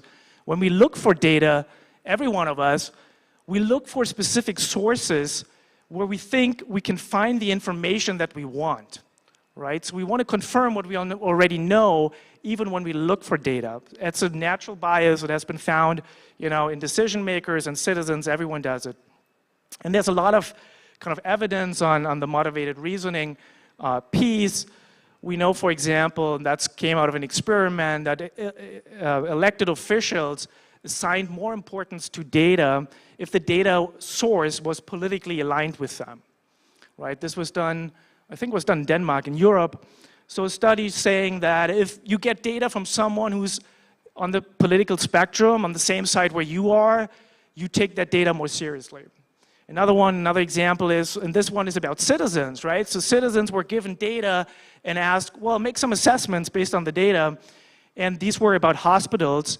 And when the hospitals were framed as this is hospital A and this is hospital B, we got different responses than saying, well, this is a public hospital and this is a private hospital. And why is that? Because that discussion about public and private invokes these emotions about how people feel about privatization, right? So they respond differently if they know that about the case. All right, but data can be used purposefully, and I know there are a lot of examples of people doing it. We can make data more useful. We can use data breakouts by client demographics, for crime maybe the time of the day when the crime was committed. So we can add more contextual factors to make data useful. We can create and work with useful reference points. Often we do comparison over time, but it could also be, you know, relative to other units that do similar work. So that is usually something that makes data use more helpful. There are other factors that we can try to create to foster data use among decision makers. Obviously, there needs to be some capacity, people analyzing the data and providing the data in a way that they can be understood. Another piece is to link data to purpose, right? Just looking at a data sheet, again, won't really do much, but if we can create a line of sight between the actions and the goals, this can have a more motivational effect. And one way to do that is using data to visualize how individual clients were helped, right? How beneficiaries could benefit from a program, from an intervention, and feeding that back to the folks who are supposed to make decisions about it or work with data. All right, I want to speak about my best practice cases. And when I say best practice cases, I want you to keep in mind that there is no such thing as a best practice case. Every case has its challenges, things that go wrong, the struggles. So what I'm more interested in is specific mechanisms within cases that worked out very well. Okay, but the cases I present also had struggles and things to work through, but they had certain aspects which I want to share, and I think they were helpful in managing coordination and collaboration. All right, so the first one here is the GIPRAMA, the GIPRA Modernization Act. It's a statute in the US federal government trying to help the president and the central offices to better manage the agencies, right? So it's a classic coordination issue. The president wants to have better control over the agencies, and that's in the GIPRA Act, Government Performance and Results Act, was established a long while ago, and then it was updated recently, and that's the Modernization Act, GIPRAMA. All right, so what's interesting about it is the way it was structured. So there was one central unit in the driver's seat. That unit was OMB, the Office of Management and Budget. It's working for the White House, for the president. And that was kind of the central coordinating unit running the process. But a lot of the evaluations, whether they're doing well, whether data are being produced or being used, was done by a different entity. It was done by a GAO, Government Accountability Office, and they actually work for the Parliament. They work for Congress. So there was that interesting split institutionally to have different actors do different things, which had a lot of positive effects down the line. Other than that, I want to mention a few mechanisms, since I spoke about mechanisms, that I thought were very helpful as a part of that act and may have had an impact. So one is, the whole thing is a performance regime. So as you know, we work with goals, data.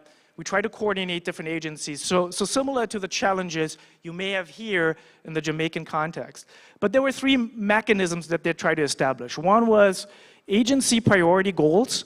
That meant out of all the important things the executive agencies do, you have to select a few that are your priorities and that we use to hold you accountable. But if every agency does that, not all outcomes will be sufficiently covered. Because as you know, a lot of important social outcomes can only be addressed by multiple agencies at the same time, right? So what they created then was what they called cross-agency priority goals, CAP. So it was a big picture goal, had multiple agencies assigned to it, and they were all held responsible working towards it. And one way to do that, the responsibility was the quarterly reviews, and I want to just spend a minute on that on this slide. So what are these quarterly reviews? They're kind of data-driven meetings. They come out of policing, where the police chief tries to manage their department, and then in America, city managers use the approach, and as I show you now, the federal government is using the approach as well. It's you get important people into one room. There has to be leadership involvement. It cannot just be the analyst running the meeting. So top-level leadership has to be in the room. And then the idea is to question middle managers about the progress they've made towards important goals. They're data-driven meetings. That means, and I want to try to show that here on that picture, that we have, usually big screens are up, a lot of data being fed into these meetings. So trying to visualize also evidence and not just talk about where we are, but showing the actual evidence in the meeting as well. Data need to be sensitive to changes between the meetings. That's very important. So if you run a quarterly meeting, it means also you need quarterly data updates. If you work in an area where you get your important data updates once a year, then you shouldn't run it quarterly, you should run the meeting annually, right? But you get the idea, there has to be follow-up between the meetings. So in each meeting you would go back and see like, okay, what did you do to work on what we discussed last time to make progress towards that goal? What does your data look like? And this was kind of adapted to the collaborative setting that I mentioned before, that now we have agencies working together towards the same goal. So they created what they called interagency teams that work on the cross-cutting goals. So each goal had representatives from each agency, and they had to work together as a team. Some of them even got additional staff to help them work as a team towards the goal. And then they had these quarterly review meetings run by a central agency. And in these meetings, they were talking about the data, they were talking about progress towards the goal. So it was a new routine that was put into place. And in that case, it was really quarterly meetings, talking about data, about achievements. And it really helped these entities because it brought on a routine basis different actors in the same room, and they had to talk again and again about progress towards the same goals. All right, so some of the lessons here, I think I drew already out one of the main ones, one of the main lessons, which was really about what I just explained, the cross-agency goals and the data reviews. There are other lessons from that case that were helpful. One that I want to highlight too is a big success of the Brahma Modernization Act was stability. Usually in the US, when you have a new president come in, he throws out the old performance system, right? The old federal system comes up with a new system, that has the imprint of the new president. That didn't happen here. It didn't happen partially because this was created as a statute, right? It was an act. It couldn't just be thrown out by the president. But it was a really important feature because in the past, just getting rid of something and creating something new and doing that over and over again wasn't really making an impact. What was important here was to update and improve what we had and make it better, but keep it going over time because a lot of it is learning that also occurs and helped the agencies to be better, to understand the system and to work with it. All right, other managerial issues, of course, there are trade-offs between agency goals and cross-cutting goals that had to be addressed. But the important piece here was really to create new routines that bring agencies together and talk about data and feed data into these meetings. All right, so the second case here that I wanted to emphasize is a collaboration case. So this one is different. It's not the federal government anymore. Now we're at the community level, and it was situated in the policy context of the opioid epidemic in the US, right? So there has been going on, that was prior to COVID, 20 years, in the last 20 years, about 500,000 people died from opioid overdosing. The numbers were high in 2019, but somewhat steady, and then this whole thing was supercharged again by COVID. Right, so what we're talking about here, opioids are painkillers, are substances of pain relief. Some of them are legal, that you get through a prescription. Others are illegal, like heroin or synthetic fentanyl. And there was a huge crisis in the country, partially because doctors were prescribing too many of those, partially because the pharmaceutical companies used like illegal marketing schemes to promote them, and there have been court cases now as a result and so forth. But it created a huge issue for the communities, for the urban cities, but also for the rural communities. And I focus here specifically on what's going on in one state. It's North Carolina. And it was a program that was funded by the state. There was also some private money from insurance companies. And the idea was we wanted to get together community groups that are representative of very different organizations, health departments, local governments, health providers like hospitals, law enforcement, the courts, social services, EMS, researchers, parents, very diverse groups, because the issue was, again, a very complex one, right? It involved all kinds of things, crime, addiction, mental health, all of that. All right, so the groups were funded, they were created, they were managed, and they had kind of the overall, the same goal, you know, to address the epidemic, but the groups did very different things. Some were addressing stigma, others were creating new structures like specialty courts, or others made reversal drugs available to police officers and so forth. All right, so what can we draw out from here? Again, what I'm looking for, I'm not saying the case is a success case, but I'm saying there are mechanisms in here that we were able in our research to identify as best practice mechanisms, things that were working well and that could be possibly translated to other contexts. One is about distributed leadership. So what we've seen is that teams and groups that consist of different stakeholders work better if it's not the same one or two people or one or two organizations leading them. You need different members of the group to step up, to take on responsibilities, to get involved in the management of the group. And that could be by project, by milestone, it could be rotation over time, but it was really important to get the groups going. Another one is trust building.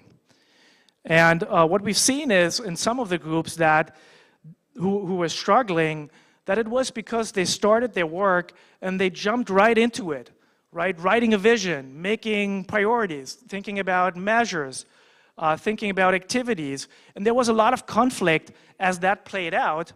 And a better way to do that is, before one goes even into kind of these technical questions, would be to create venues to create trust. So bring people together for the purpose other than just doing the planning and doing the actual work, but bringing them together for the purpose of relationship building. And the last point I want to make here on this one is, in terms of structure, we saw that it needed both. It needed top-down structure, but also bottom-up participation. So the participation part is important because it's a way to get people's good ideas and new input into the group, right? It comes from the ground, it has to go up. But we also needed top-down structure here because groups that were only horizontal, they didn't really move forward. So you needed a bit of a leadership coordination team, you needed structure maybe from subject matter work groups that were working on different sub-themes, so that was usually considered helpful. All right, and here's my disclaimer, and that goes back to how I started talking about best practices. And I want to highlight that here because I think when we talk about best practices, this is often overlooked. It's not about finding one thing that works and just trying to copy or replicate it, right? What I'm trying to show you on the picture, I don't know if you can see it, is I is the input, O is the output, M is the mechanism. The mechanism could be a program, an intervention, something we intentionally do. And what it shows is that the exact same mechanism creates a different outcome in context A compared to context B. And that is because context matters a lot in that. So the missing step in most best practice work is that after you have identified the best practice mechanism, you have to understand what elements are part of the mechanism and what elements are part of the context. Because if some of the context factors were very important in creating a certain outcome or effect, when you try to copy or replicate it, you need also to replicate these context factors, right? So that's really important, and that's why a lot of best practices don't work in a different context, because no one paid enough attention to what was the original context and how does the current context look, right? So what I'm saying here is, it's not so much about adoption of best practices, but adaptation. They have to be adapted to the new context. And what I've tried to do in the presentation was to give you ideas about mechanism of coordination and collaboration that worked well in other settings. But I think some of it has relevance for specifically what's going on here in Jamaica and the programs you have, the social programs, the community programs, such as the Citizen Security Plan, Social Intervention Committee, Community Renewal Program, because they are structured very similarly to programs in other countries, right? They are run based on performance with goals and measures and data. They have outcomes, they have activities and strategies. That's often what we find across the board. So some of these mechanisms identified could be adapted to the Jamaican case because we're talking about similar ways of doing the work. And we know that at the community level there are issues that come up a lot, and we may talk about those tomorrow a little bit more in detail. There are institutional issues, right? How we organize, how agencies work together. There are managerial issues that are usually about communication, getting the buy-in, getting people, excited and motivated about what they do, so they put in voluntarily some extra effort and the program can make an impact. What we suggest in terms of looking at programs generally and community programs in Jamaica especially is to focus on 3 areas when one does the analysis. The collective sense-making, the deliberation routines, and that we want to encourage debate but mitigate conflict. So what we kind of seen in research is that these 3 areas are really instrumental in running these groups successfully. So collective sense-making means organizations that are all different and have different interests, still they need to have some sort of a shared understanding of what it is the program tries to do and how they understand the program. Deliberation routines is all about how do we get folks together so they exchange resources, exchange ideas, and exchange information. We can't just do that randomly. We can't just put people in a room. We got to think through what is a good arrangement to make that happen. And the last one is about we want debate. That's not a bad thing. Like disagreement is a part of it, right? It's a part of finding what is a good, effective solution. You want people to disagree and argue about what's the best way to do it. But we try to avoid conflict because outright conflict is counterproductive. It creates difficulties when we want to share data, when we want to work together over a longer period of time, and so forth. So this is my closing slide, I promise. And I just want to reiterate a few points here. So one is that community development is a cross-cutting issue. I think we got that across. And it needs both. It needs the formal part. It needs coordination. And that can be designed. We can talk about different design options that are more or less effective. But it also needs voluntary collaboration. So that beyond the framework that we design, we want organizations to be excited about it, to buy into it. We can't force different stakeholders to work together and be successful, right? We have to convince them that there is actually impact and that there's something good that can be done. I did say that the initiatives and the programs here in Jamaica look a lot in their structure like other programs in other countries. And that's a good thing because we can ask the question, what can we learn from the other countries, from the other programs? What specific mechanisms worked that we could maybe transplant thoughtfully into a program over here?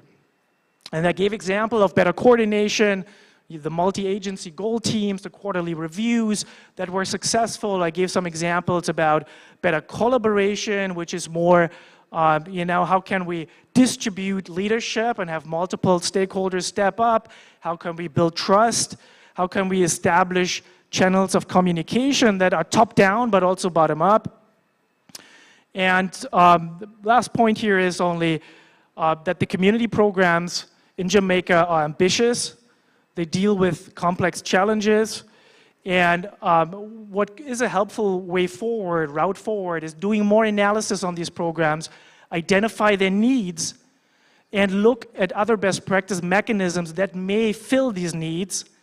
But before we adopt them, remember what I said, they need to be adapted to the specific context. It cannot just be adoption, it has to be thoughtful adaptation. Thank you very much. I think I'm out of time, and I look forward to more discussion, more questions.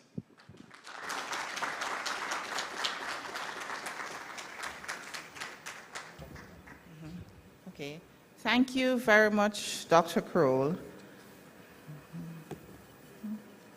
Okay, so now it's time for the question and answer section.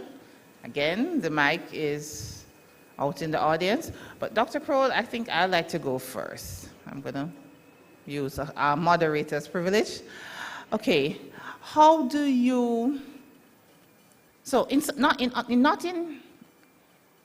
in all instances is coordination and collaboration a natural thing, especially if we have been doing our own thing for a while, because it's a habit. I just get up and go. So how can we find, or give me an example of probably ways that we could use to actually, I don't want to say force, but it's kind of force people to want to coordinate and collaborate when it's not the natural thing? Right, that's a good question. So how do we get collaboration started? And I think the problem that you describe is actually, it's a universal one. That's a program we see in every public bureaucracy, because traditionally the work is done agency-based, right? Different agency, different goals, different perspectives. So to get them started to work together, if we think about collaboration and coordination, that would be in the bracket of coordination, right? Creating a framework where we outline and formalize how should they work together? How should they, engage with each other? And I mean, we can probably go into more details later, but I think the example that I gave from the US federal government, how they got it started a while back, was to really create the structure of, we know you're all independent agencies, but to address the big questions, we need to create teams that reflect these different agencies, but work to the same outcome. And we'll get you on a quarterly basis in a room and moderate a discussion about where you are. So my answer would be to create initial structures to get things going. Okay. I mean, as you talk, I think about like our PIMSEC, where persons now have to submit for funding, and maybe an element of that PIMSEC application need to ask questions.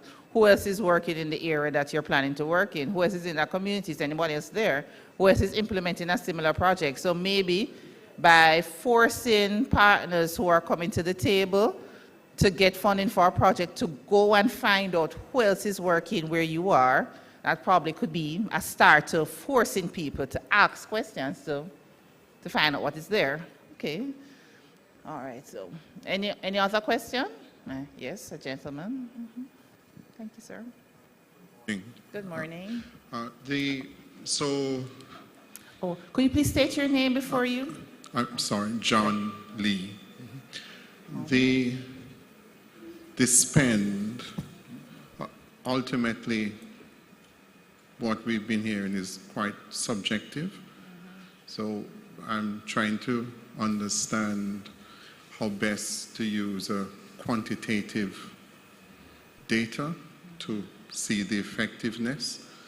So the question I have both for Dr. Kroll and Mr. Stewart is, when you look at the best practice and the effectiveness of the spend, is there any data to show if we use Aubrey's presentation, how effective is that spend compared to how effective is the spend using best practices?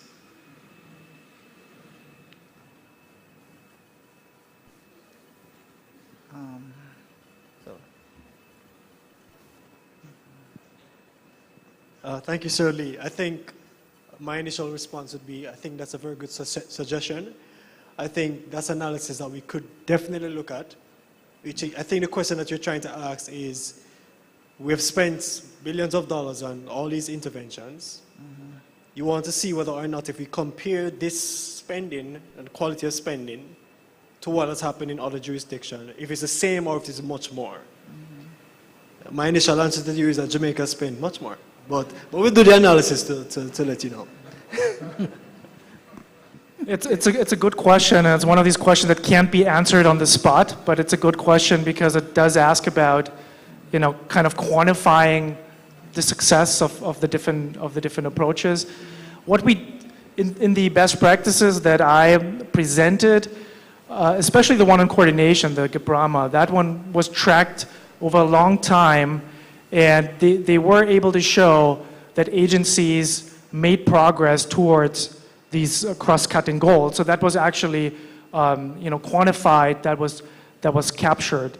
But kind of comparatively, I think that's a question for future research, and it's a good question.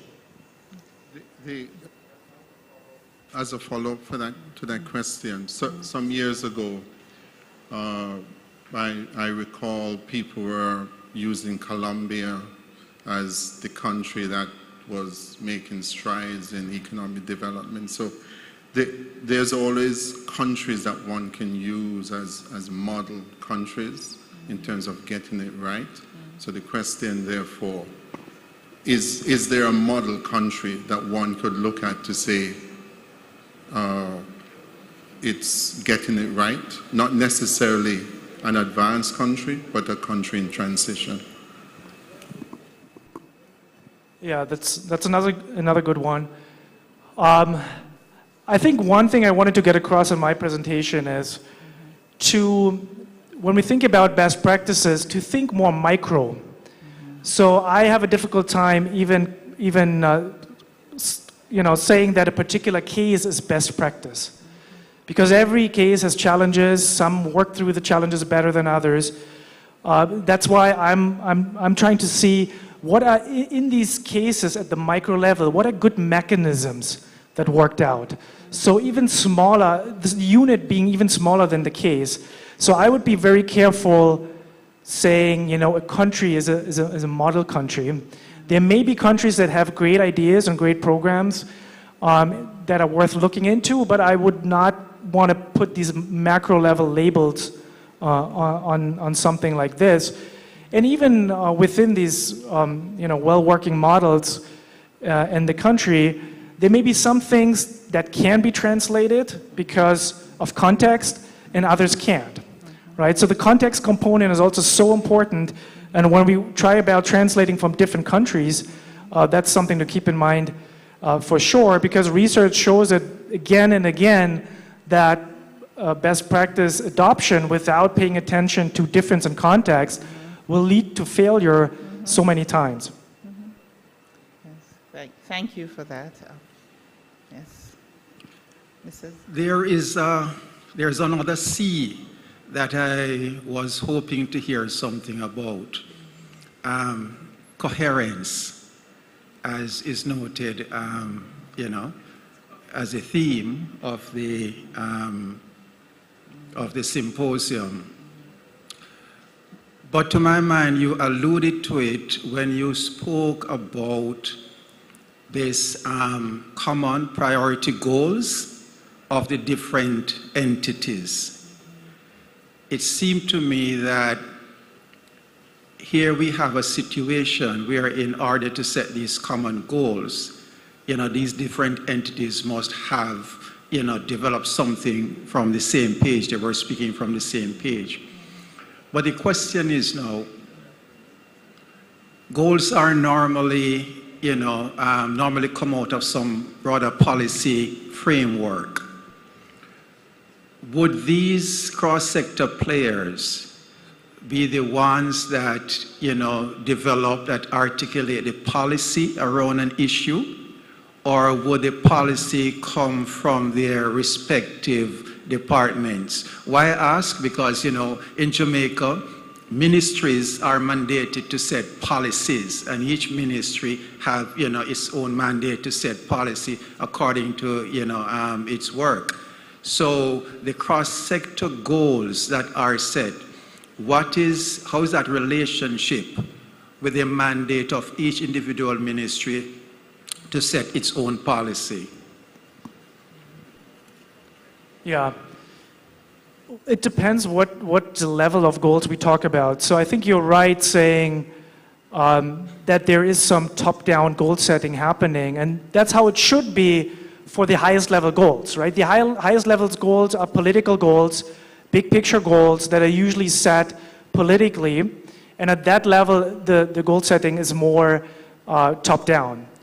But what they did is that they had different types of goals. Some were more managerial, and for those, there was a process for the agencies to also nominate goals and make suggestions bottom up, and then to have some discussion about what is the goal we want to pursue.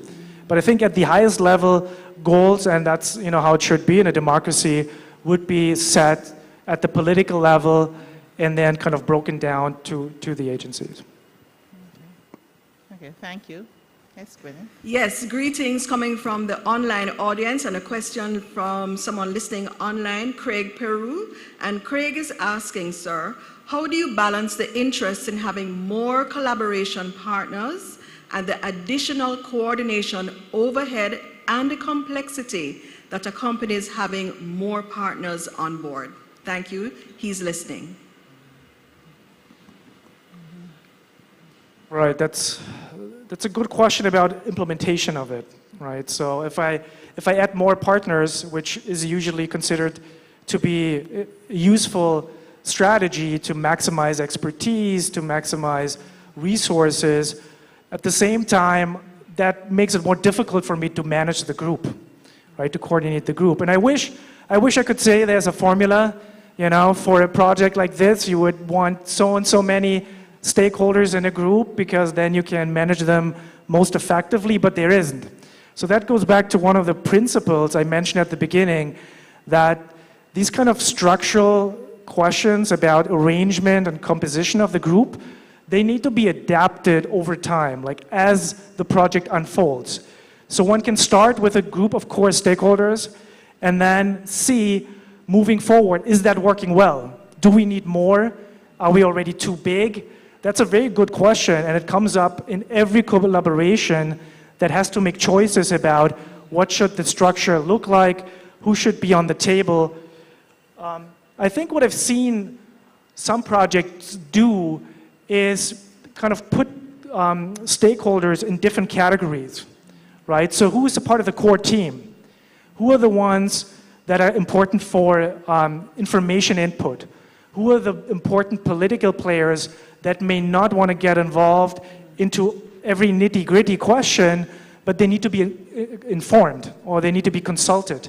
So what we could start doing here is kind of using a matrix where we map out, where in which category is which stakeholder, and then based off that, we could move forward and try to adapt the structure of the group.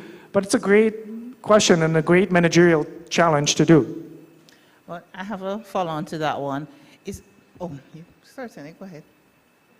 Yeah, sure. Thank you. Thank you for your presentation, both Dr. Kroll and Aubrey. Okay, I'm Diane McIntosh. Thank you. I'm the director for the CSS, Citizen Security Secretariat. So my question is, at what point does this whole web become organic? In other words, where people start to just naturally come to the core or to the hub or to the center of the collaborating and coordinating force, because it does become organic after a while. And at what point does that happen?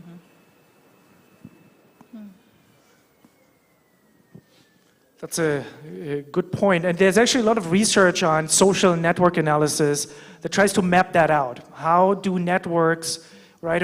Aubrey had some good examples what these networks look like, very complex. Each data point is, a different organization, a node in the network, and you have all these ties. And I would agree with that. The networks, the shape of the networks develop over time. And what you would want is to move more nodes, more organizations, or more people towards the center, right? And the center are those that are most involved, most invested, that communicate with other entities, so they're very active. And again, it's difficult to say at what point will that transition happen, but the research that I've seen on this says it is happening gradually. And in those collaborations that we deem successful, that's kind of a shape we see. There's more kind of a movement towards the core. People are getting more involved and become naturally, as you said, become more central players without having a formal framework that has to kind of push them towards that direction. Okay. As DG goes to the mic, I just have a follow-on to the point raised by Craig. So while it could become a management nightmare if you don't manage all those stakeholders properly, is there not also a financial benefit to it? Because if you are going into an area and you can serve to learn lessons from persons who are already in the area in terms of how to enter and who are the key stakeholders to have at the table, does that not facilitate easier, well, maybe not necessarily easier, but a smoother flow in the implementation of your project and better use of resources? Yeah. I think it could. There's also the alternative hypothesis here that if you have, and I think that speaks to Aubrey's presentation at the beginning, if you have in one area competing organization doing a similar thing, some may feel threatened, and may feel the threat of losing funding if it gets integrated through a collaboration. So I think both things could happen, right? If it works out successfully, it would mean you expand resources, you get more actors with knowledge involved in the group, but this may take some management, it may take some outreach and integration processes, because naturally different organizations may have their own turf, right? And that may be threatened when we look at it more from a collaboration perspective. Okay. All right, thank you, Antonette. Thank you so much, Professor Kroll, for the presentation. Very informative. So Wayne Henry, PIOJ. On the question of the previous question on trade-off between how many you admit in terms of the group and the ability to manage, we found, just as you've said, Prof, the sort of tiered structure that you have overall, in some initiative, a steering committee that has key stakeholders, but then out of that you have a core group. So it's sort of tiered. The steering committee is extremely important, and you have to feed back to them for sustainability, buy-in, consistency, and information flow. But then a core group in terms of decision making and just for flexibility and adaptability, those things. So we found. I wanted to ask, in a Jamaican context, we found where there's been, in some cases, this trust deficit. Someone says that transactions happen at the speed of trust. I want to ask, from your own experience and what does the research may say about in terms of building trust, particularly in a context where responses require a sort of whole of society buy-in and response and mobilization on certain initiatives. Within government itself can be very difficult, but you may have shared visions. Goals may be easier because you have in a government context there is quite a bit of similarity, even across ministries and so in terms of the overall goal. But in a whole of society response that brings players together that may have their own disparate mandates and their own goals. And you may say a trust building session that brings persons together to know each other. Even if we know each other, somebody will say, you're still government, huh? Don't trust you, right?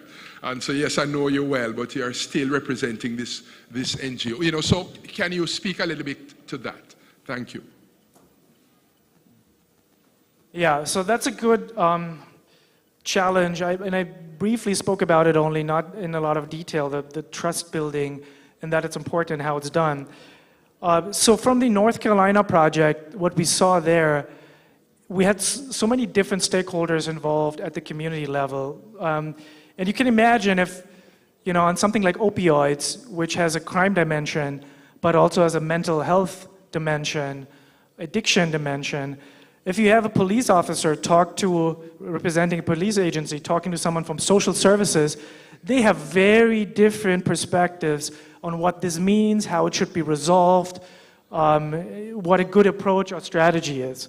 So what we've seen in that project was it helped through creating personal relationships on the one hand, so getting people into the room and trying to moderate their discussion rather than just having them moderate their discussions, get them together in a room and discuss, to see that these different perspectives are really legitimate, right? Neither of those is right or wrong. They just come from a different angle looking at this, right? So it needed a lot of this kind of personal level trust building. And then trust, where does it come from? Well, it comes from positive experience over time, right? And distrust comes from negative experience over time. So what collaborations sometimes do more or less successfully is kind of create these spaces where more meetings and more interactions can have a positive effect rather than just people meet once a year in a huge group. That may not do much in terms of the trust building, right? Another thing is to rely on existing networks. So let's say we look at a huge project with 100 stakeholders. There may be some subgroups that are already working well. We may already have a subgroup in health that involves 5 people and one on crime that involves 15 people. So one can start with these sub-networks first and then try to build from there into the larger network. So there are a couple of managerial strategies around how to do that, and it is a challenge, and trust is a huge issue for these kind of projects. Okay, thank you. So we'll take our final question for this section because we do have a panel discussion after. So we will actually get a chance to delve more into the discussion. So final. Good morning, everyone. My name is Tamara Baker, Secretary of the Jamaica Household Workers Union. I must say, lovely presentation, Mr. Kroll. So my question is, oftentimes we talk about collaboration, right? And then we say we want to force collaboration. And we have different organizations and companies. For whatever the reason may be, some doesn't want to collaborate with each other.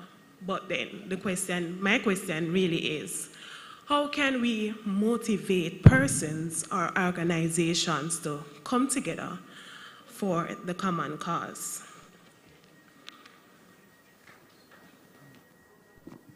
Yeah. That kind of speaks a little bit to the difference between coordination and collaboration, right? Coordination, we can create these formal structures where we, as you guys have put it, force people to interact and come together, and we can create rules and regulation around it, how to meet, who runs the meeting, what's on the agenda, how's the agenda set, and all of that.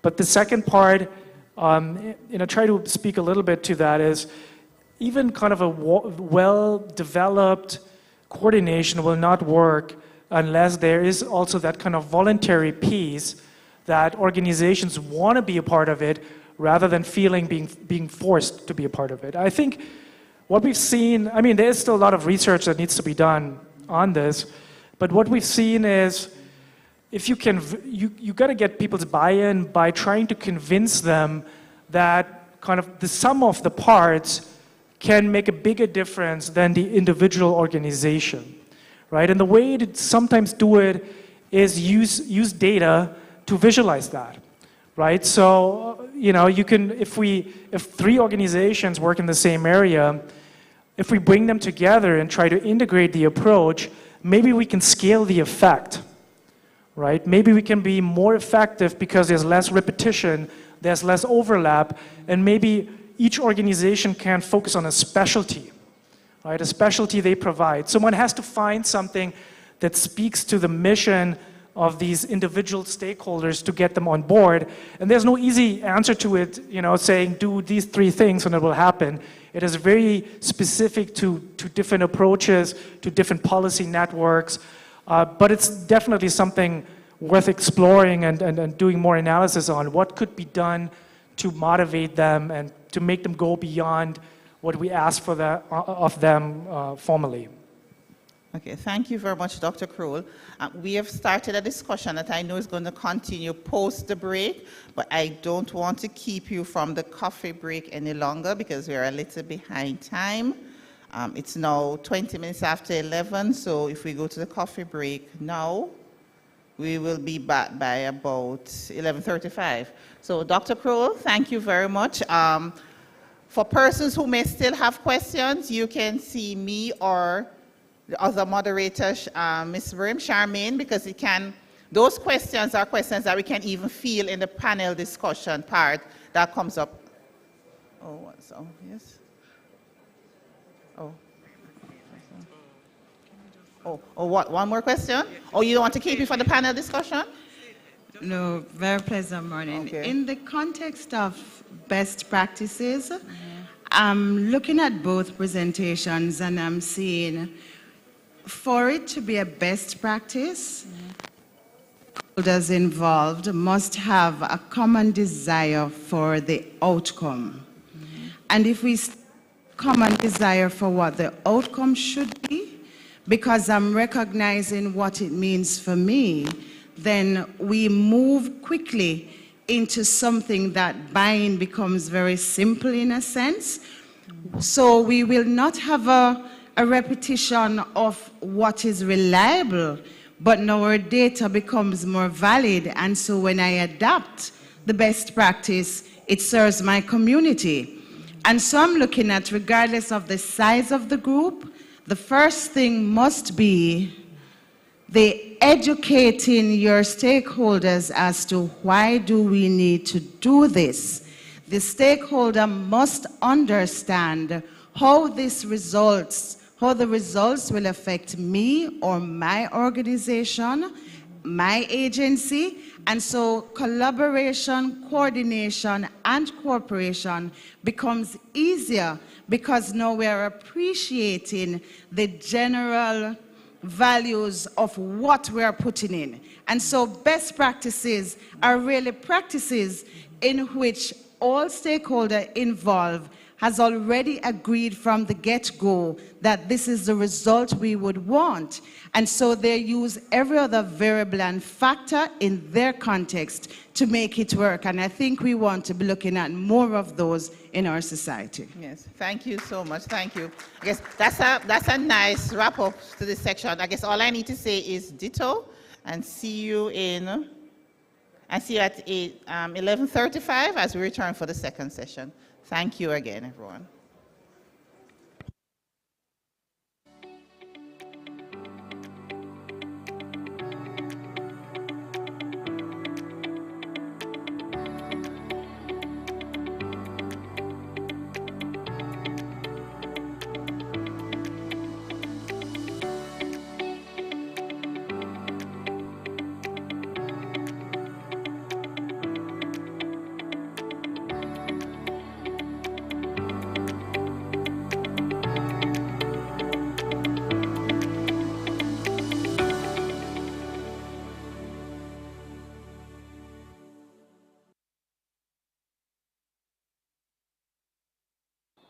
On behalf of the Social Development Commission, it is a great pleasure that we are once again partnering with the PIOJ and other partners in national development for the 6th consecutive year of the PIOJ's Best Practice Symposium under the theme Towards Community Renewal, Coherence in Coordination. Our work at the SDC requires coordinated and sustained partnerships. Therefore, this year's theme is most fitting.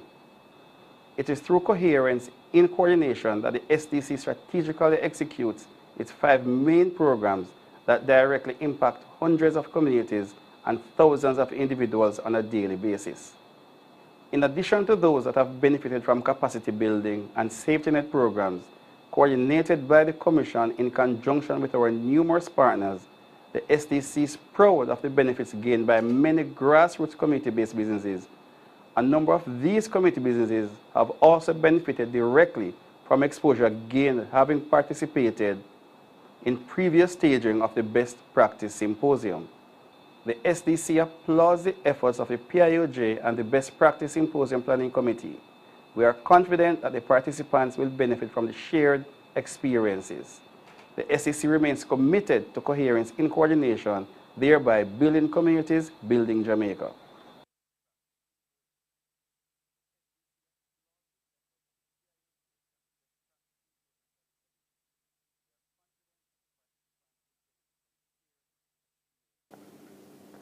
Good morning.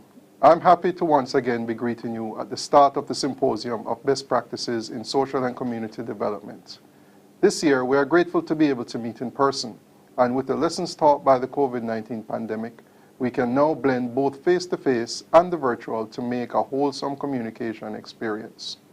This Symposium of Best Practices is of great significance to the Jamaica Social Investment Fund, as it is an opportunity for us to examine our activities in community development and assess them as to their effectiveness.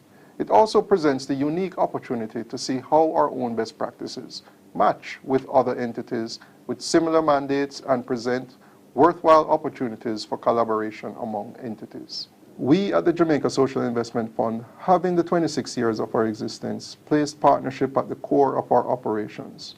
We acknowledge that it is only through a collaborative effort with other entities and the people we serve we can see positive outcomes in the implementation of the wide range of projects that we have completed over the years. This year's symposium theme, Towards Community Renewal, Coherence in Coordination, speaks volumes and points directly to what should be at the heart of gatherings like this.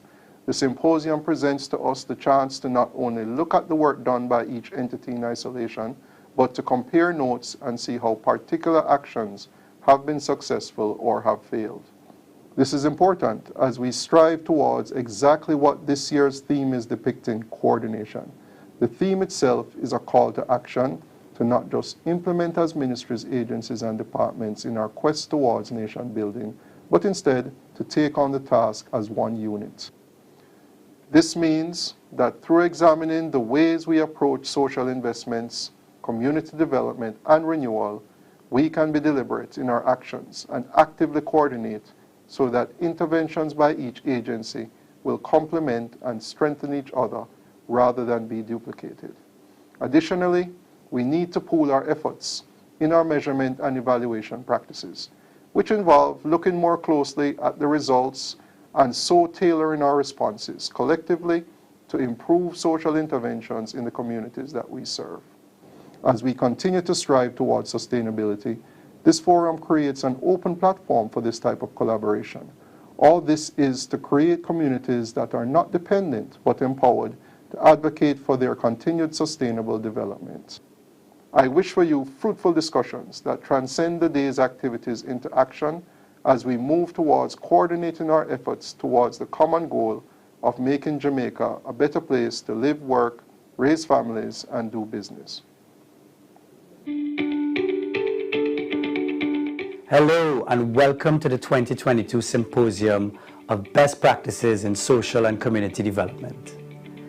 The IDB is pleased to support our partner, the Planning Institute of Jamaica, on this initiative which facilitates national dialogue on how we can come together to address the development challenges faced by Jamaica.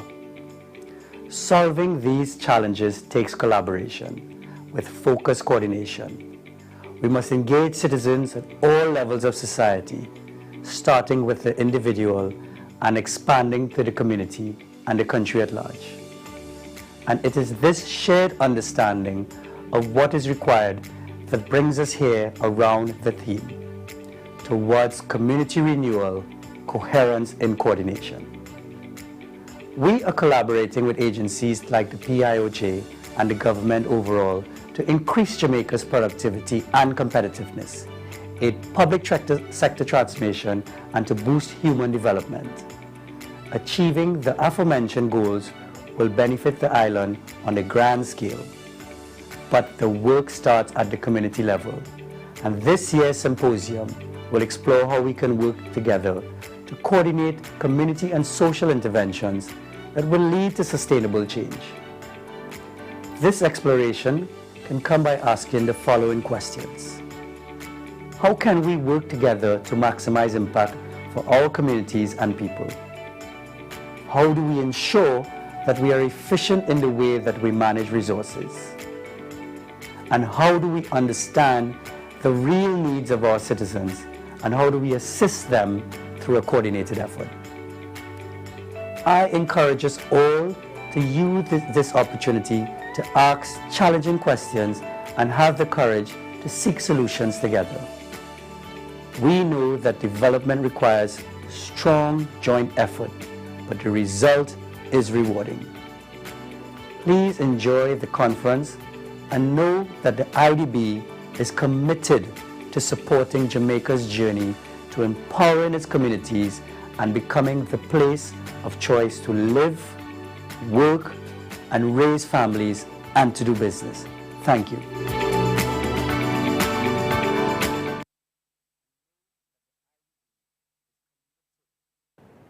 It is my esteemed pleasure to bring remarks on behalf of the Ministry of National Security at this year's staging of the Planning Institute of Jamaica's Best Practice Symposium for Social and Community Development.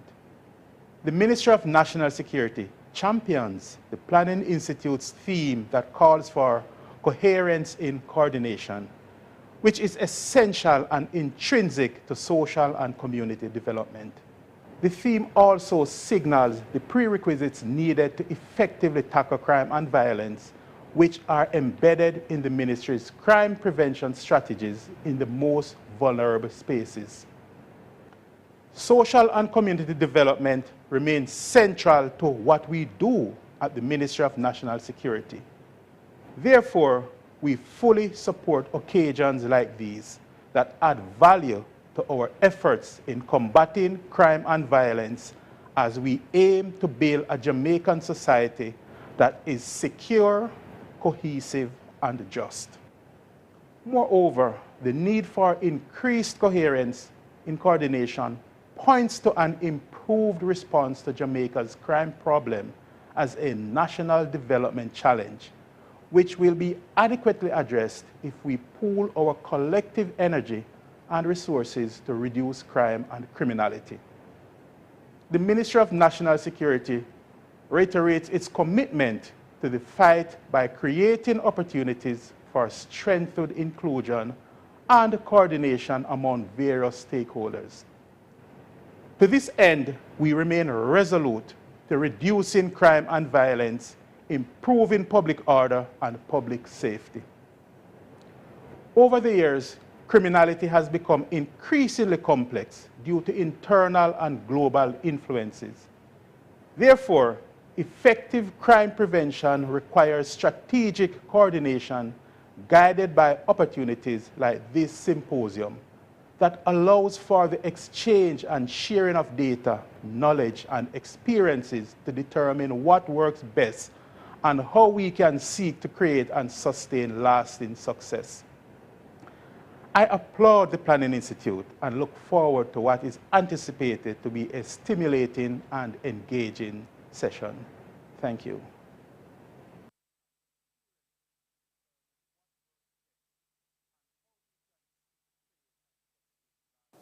The pleasure is mine to bring greetings on behalf of the Planning Institute of Jamaica, PIOJ. This is the 7th staging of the annual Best Practice Symposium.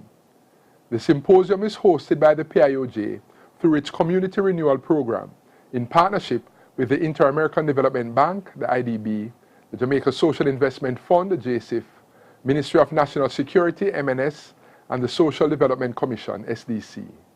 The theme that will guide our discourse today is Towards Community Renewal, Coherence in Coordination. Each year, the symposium is used to highlight what are considered to be best practices in community development as we as a country seek to optimize the use of our limited resources to address the multiplicity of challenges that face us in our efforts to restore our volatile and vulnerable community spaces. Two primary approaches are being pursued as mechanisms for highlighting and encouraging the use of best practices. The first is exemplified in this annual symposium, where we call all stakeholders in community development to focus on social and community interventions and investments that have worked and how these can be replicated for maximum impact going forward. The second, which the PIOJ is embracing, is to have an electronic platform where best practices can be stored and retrieved as needed. This is an involved process that includes, among other things, development and agreement on definitions of terminology, agreement on what should be regarded as a best practice, and ongoing dialogue among stakeholders with a view to unearthing and documenting best practices that should be highlighted across all collaborating entities, whether government or non-government. For this year's symposium, the focus remains on coordination, a word that is clear in meaning but seems difficult to execute. However, we continue to believe in the vision, thereby maintaining our effort to help partners align their efforts in a coherent and effectively coordinated framework for delivering social interventions and investments in the renewal of our CRP communities. So, as we highlight best practices, it is our hope that community development practitioners will replicate these practices to achieve the desired outcome, renewal of our underserved community spaces. Fulfillment of this vision of renewal will support the achievement of Vision 2030 Jamaica to make Jamaica the place of choice to live, work, raise families, and do business. It will require us coming together, having frank but respectful discussions through which we identify challenges and impediments and ensure action that will enable us to overcome these obstacles. We will each have to respond to the call for action around these collectively defined solutions. Let us also be mindful of the existing coordinating mechanisms around which we should coalesce. These include the Citizen Security Plan, the CSP, the Community Renewal Program, CRP, which provides support to the CSP in coordinating activities within the community spaces, and the Jamaica Social Investment Fund, JSIF, which is coordinating interventions among the zones of special operation, ZOSO communities. I close by thanking our partners, IDB, JSIF, MNS, and SDC, for their continued demonstration of what it means to live the vision of community development through improved coordination, harmonization, and collaboration. Let us continue the collaboration to make Jamaica the place of choice to live, work, raise families, and do business.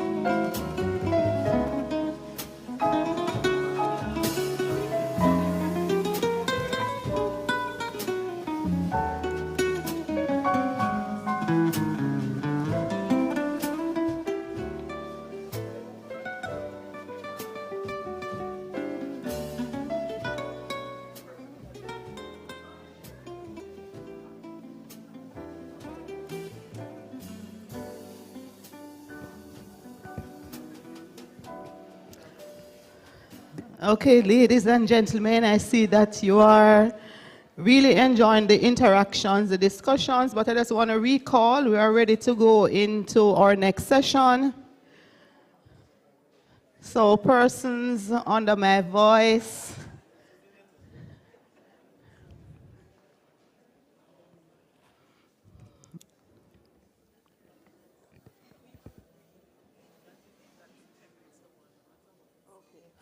I'll be, yeah.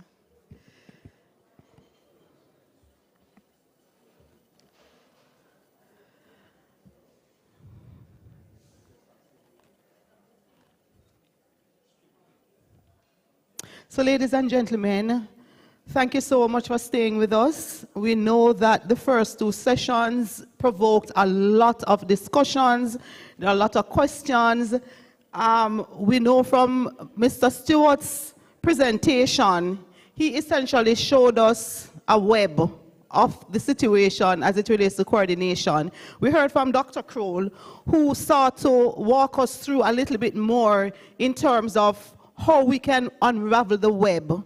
And with our panel discussion, we're really going to seek to delve down even deeper and to continue to answer some of the questions. So I'm going to invite the members of the panel. We will re-invite Dr. Kroll, Mr. Aubrey Stewart, and we have two gentlemen whom we have not seen since morning who is going to be joining us. And as they come, I will quickly give a brief introduction of these two gentlemen. So we have Mr. Charles Clayton, who is the Program Director for the Community Renewal Program at the Planning Institute of Jamaica. Welcome to the panel, Mr. Clayton. And just a little bit of background on Mr. Clayton. He has served the PIOJ in varying capacities over a 21-year period. And he, in fact, was one of the persons instrumental in crafting the Vision 2030 Jamaica National Development Plan. He was also instrumental in crafting the Community Renewal Program, so we have a wealth of knowledge here in Mr. Clayton. We then have Dr. Johnson, Dr. Donovan Johnson. We invite you to the stage. And Dr. Johnson is a policy analyst and research consultant. He's also a lecturer, a data scientist, a specialist in digital governance, digital transformation, and social policy. He is also a Rhodes Scholar, 2016 Rhodes Scholar finalist, and a 2018 Fulbright Scholar. His education focuses on politics, public sector management, and criminology. Dr. Johnson is currently a data scientist that's leading management for Jamaica Citizen Security Plan. Welcome to the stage, gentlemen. Dr. Kroll and Aubrey, do join us. So a gentleman in his question asked about, if we'll be delving a little bit more into the whole thing of coherence.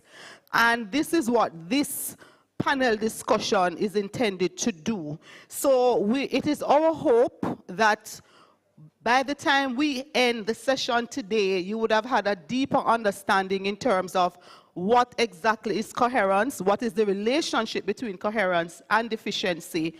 And we really hope that at the end of it, you'll be able to go away with a clearer understanding of the role that you have to play in us getting coherence in coordination.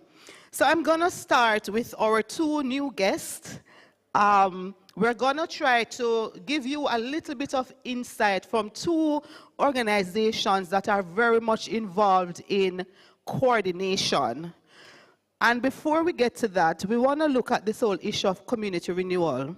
So I'm going to invite Mr. Clayton to just remind us, when we speak about community renewal, the theme for our symposium is coherence in coordination towards community renewal. So Mr. Clayton, what are we talking about when we talk about community renewal? Thank you for that question. First of all, the focus of community renewal is on those communities that we consider underserved, and at the moment, among those, we are looking at a particular set that we consider to be vulnerable, and in many instances, volatile as well. What we're really looking for now in that context is for a change in the dynamics in those community spaces, change in the environment, physical, social, economic environment, to make them become what we consider viable communities. Sustainable because they have people who are capable economically of managing the community spaces and themselves, people who are socially able to cohere, to manage differences, that sort of thing, and have the opportunities and the capability of being able to participate fully in all that society offers. This is what we talk about when we talk about the community spaces, the people being empowered and having the environment by which they can sustain themselves. So essentially, we're really talking about how we can improve the quality of life for our peoples at the community level. Absolutely. It's centered around the people. The space is meeting the needs of the people and the people being able to meet their own needs. Okay, great.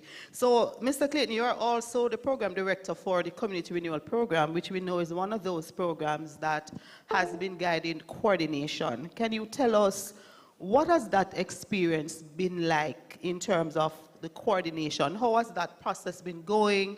Where have you seen the greatest challenges, or what have you seen worked? Well, as you have been hearing from morning, coordination is an unnatural process. Because each entity has its own objectives, has its own mandate that it has to meet. And in that context, each entity has to show that it's actually performing in fulfilling its mandate. And the fear is that when you come together like that, you might disappear, and your work disappears with it. So and of course, funding goes alongside that. So when you try to pull entities together into common spaces and in common directions, they have to solve the problem of how can I appear to be doing what I'm supposed to be doing while working alongside you? And in instances where you have similar mandates, the issue is who gets seen, you or me? Those are questions that have to be answered. So that challenge has to be overcome. But when we recognize the level of work that needs to be done, there's space enough for everybody in those spaces. And if we are working within a framework where we can measure the impact of what we're doing, then your work doesn't disappear. It is measured, and you can see how your particular work contributes to the whole by the results that we're seeing. So a framework that has measurement and has definition of the moving parts actually helps coordination to be better defined and agencies to know where they're fitting, and it keeps them from disappearing out of the space, so they can appear to be doing what they need to be doing while working in the common space. So for us, what we have tried to do is to create a framework for collaboration.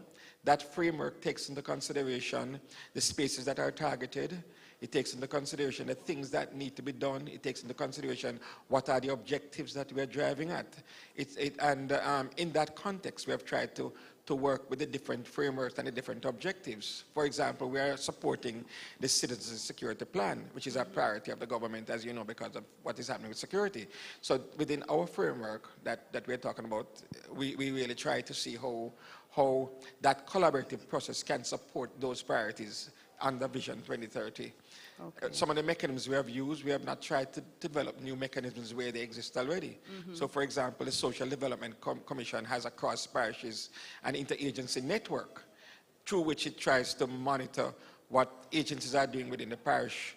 We have tried to use those tools to help us to coordinate activities at the community level rather than trying to create another layer to do the same work that is already being done. So the challenges really now that we have had is agencies being able to find the resources to be able to put them where they need to go under the framework as the data indicates. That's one challenge. And the second challenge is the flexibility to be able to move as needed, because they're working with an annual program which is already pre-planned. So those are some of the challenges that would prevent a smooth collaboration under the coordinating framework. Okay, thank you, Mr. Clayton. I want to come back to two things that you said, but before I do that, I'm going to ask Dr. Johnson to just give us a perspective based on the work you're doing with the CSP. Is it similar in experience to what Mr. Clayton just outlined in terms of just managing the coordination process? Thanks, Charmaine. I work with the Citizen Security Secretariat. I'm the data scientist there. And the Citizen Security Secretariat is premised on three broad outcomes: ensuring that we create safer spaces, human and community development, and crime and violence reduction. Within that context, we operate as a delivery unit, and primarily we monitor and evaluate. Now we're at about 78, thanks to the work of our entire team, which is led by our monitoring and evaluation specialist, Mrs. Mitchell Morgan. We're now down to about 78 indicators that we're tracking and monitoring across the social intervention space, so across all the ministries, departments, and agencies that are delivering activities under the Citizen Security Plan. And that operates at a different level of coordination than Charles would have explained. Charles at the CRP operates at a different level of coordination. We strive to ensure that there's coordination where the delivery takes place and the implementation across the implementing agencies. That being said, the challenges are similar. Our challenges, or the ones we experience, are a tad bit unique, considering that within the context of monitoring and evaluation, there is a heavy focus on data. We need data to effectively monitor and evaluate. And anyone sitting in this room should be au fait with the challenges that exist around data management. One, we are slowly moving from a country that is averse to data use to one that is embracing data use because of how we see data. Many of our MDAs see data as a point at which they are evaluated and a point at which their success is questioned. And so that has led to some aversion towards sharing data. But we are slowly but surely, as our executive director would say, breaking the back of that culture to institute a culture of greater data sharing.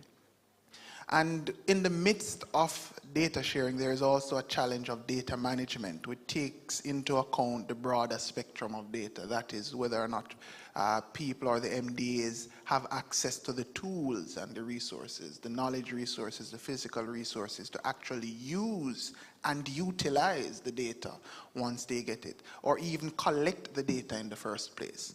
And so that has been a major challenge insofar as we will find MDAs or entities that are willing to share data, but are experiencing great challenges in even collecting that data, let alone analyzing that data, and then, as Alex would encourage us to use that data as a part of decision making in how we design programs for the future, in how we retool and refocus our programs so that they reach and meet the intended target groups. We have also been experiencing some goal displacement, and I will tread carefully here, or probably not, with the influx of different partners with the same goal, the same intention, and Aubrey would have spoken about a web of good intentions. With the influx of different partners leading to a certain level of duplication, we have led some of our MDAs into a space of confusion and trying to figure out what their true goal in the mix of all of this is. And with different and competing interests at play, you'll find some level of goal displacement. So we have been having that challenge of getting MDAs back on track, of trying to create some level of uniformity and some level of unison. And as I always say, we need to create one spearhead in terms of the delivery of social intervention. If we cannot have too many spares throwing at the issue. And so this kind of coordination, both happening at the level that Charles is working and at the level that the CSS is working, has those unique challenges. And finally, the allocation of resources has been a major challenge insofar as the decision makers, the decisions that they take to put the resources where and when, we have seen some challenges there. And it's not for a lack of interest to do it properly.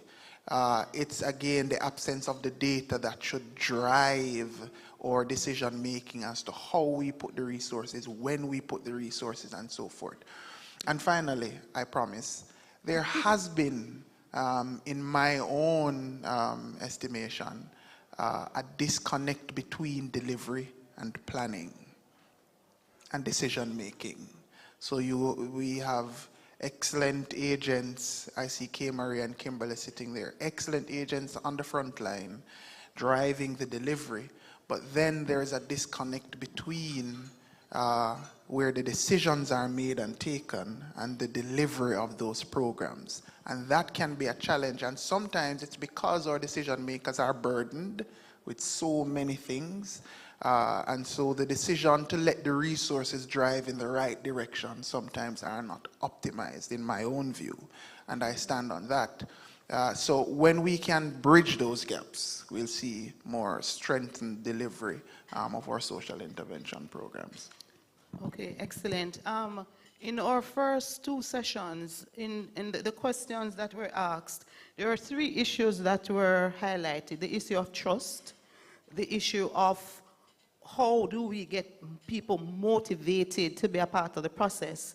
And I heard Mr. Clayton speak about one of the challenges, and you confirmed, has to do with there seems to be a fear factor in terms of persons getting recognition, but also in terms of being able to access funding.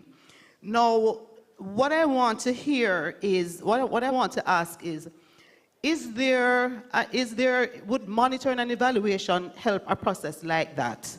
So, Dr. Kroll, Aubrey, as we talk about getting to that space of coherence, Dr. Johnson just spoke about the disconnect in terms of delivery and planning and, just getting all of that process together. Is there a role for monitoring and evaluation in that process? Is that important in terms of us getting to that place of what we're talking about when we say coherence in coordination? Yeah, so that's a good question about the evaluation piece and how that plays into this. I think when we think about collaboration, that's a point I tried to make earlier, is everything is more complicated than in the classical government hierarchy, right? Where we have someone is responsible for A, another one is responsible for B, But now we talk about a network of different stakeholders who have to create something together, and it isn't always clear who contributed what, who is responsible for success or for failure. So in this kind of environment, I think it's a good question to ask, how do we evaluate? And I think there are multiple answers to that. I mean, there are no final answers, I would say, but some interesting ones. I think we still need to track outputs and outcomes of what the services and programs provide. So what arrives at the level of the client, and is there an impact on their lives? So there are a lot of limitations now around this, right? The problem with outcomes is often that they don't materialize until many years later, right? So they're really long-term. So how do we use them to assess a program or a whole network of stakeholders working together? And then the second thing is that even a well-working collaboration may not be fully in charge and fully in control of outcomes they try to affect, right? So if the goal is to put people in work, but we're in a context of a recession, then even good program delivery may have kind of a difficult time to move a needle on people getting employed. So kind of having said that, I think there are some ways here, to kind of rethink how we want to evaluate. I guess one would be focusing more on intermediate outcomes. So being more specific about what kind of effect or impact do we expect right after program delivery, right? Are there things we can measure beyond participation, things we would like to see change at the level of the client? And one way to go about that would also be, well, why not capture the perceptions of the clients? That's always one way to get some feedback on how program delivery is, by involving the clients and the populations that are being served. And the last point I want to make here is, if it is difficult to evaluate the results of collaboration, then why not measure also the collaboration processes themselves? So we could try to capture how well are people working together, or stakeholders working together. There are measures out there that could be, developed into helpful tools. I'm thinking of measures of social capital, measures of trust, the 3 C's that I mentioned before. What are we looking at? Is it a coordination regime, or collaboration, or cooperation, right? So we can, in addition to tracking results, we can also try to capture more directly what is the quality of the work and what is the perception of the people involved in this. So these would be, I think, some avenues to explore. And interestingly, none of these questions has been answered in research or in best practice countries. I think a lot of different programs and countries are kind of, challenged trying to address these kind of questions. Thank you, Dr. Kroll. Aubrey? Thank you, Charmaine. I think I would certainly have to agree with all our panelists on this so far. But there's an important point that has to be made. The point that has to be made is that whenever we think about collaboration, or whether we think about an institutional project which happens within a ministry or happens within a specific entity, I want us to not divorce the process, the full process. We cannot think only about a program and say, oh, should we consider monitoring evaluation? That should never be a question. It should always be considered. When we're designing a program or designing an initiative, whether or not from the institution or from a collective, it's important from the beginning, from the conceptualization of the project to the development of the project, to the implementation, that monitoring evaluation is considered. And also the tracing, Professor Cole would have mentioned it, the tracing of those participants within the system. So in order for us to have this effectiveness, in order for us to have this sustainability, we have to have that full process always covered. What we have now is that we have to be working backwards. We have a group of people who came up with a brilliant idea. They want this particular project. When this policy is designed, project or policy, once it is designed, it is pretty much hand off to another group of people. That group of people work on the project, then it's also hand off to another group of persons to implement. And then another body now works on monitoring evaluation. If you look at the networks that are created by that, they will never come together because they will always be separated. Individuals who are part of the conceptualization process have to flow through to understand fully how the system works and to understand fully how each part moves. Once we're able to do that, then I think we should have this coherence that we're seeking to get to.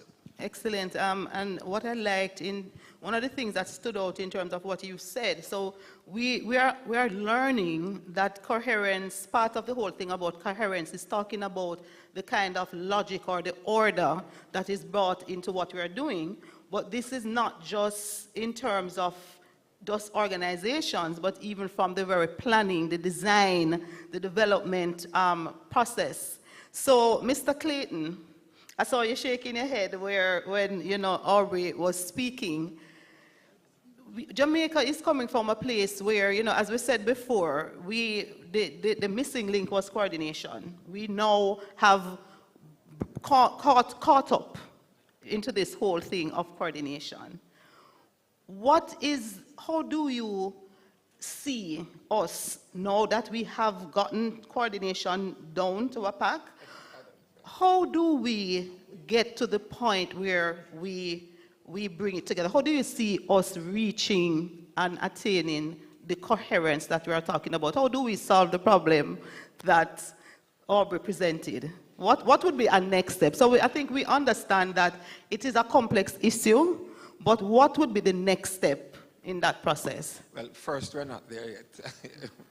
Well, we have a long way to go. The second thing is that one of the key factors pointed out was the integrating of other entities into the planning process, the design process. If entities are excluded and you come with a layer on top of other entities, you're not going to get the cooperation that you need. So first of all, there has to be discussion to understand what each other is doing, what the mandate of each other is in, and what we are working for.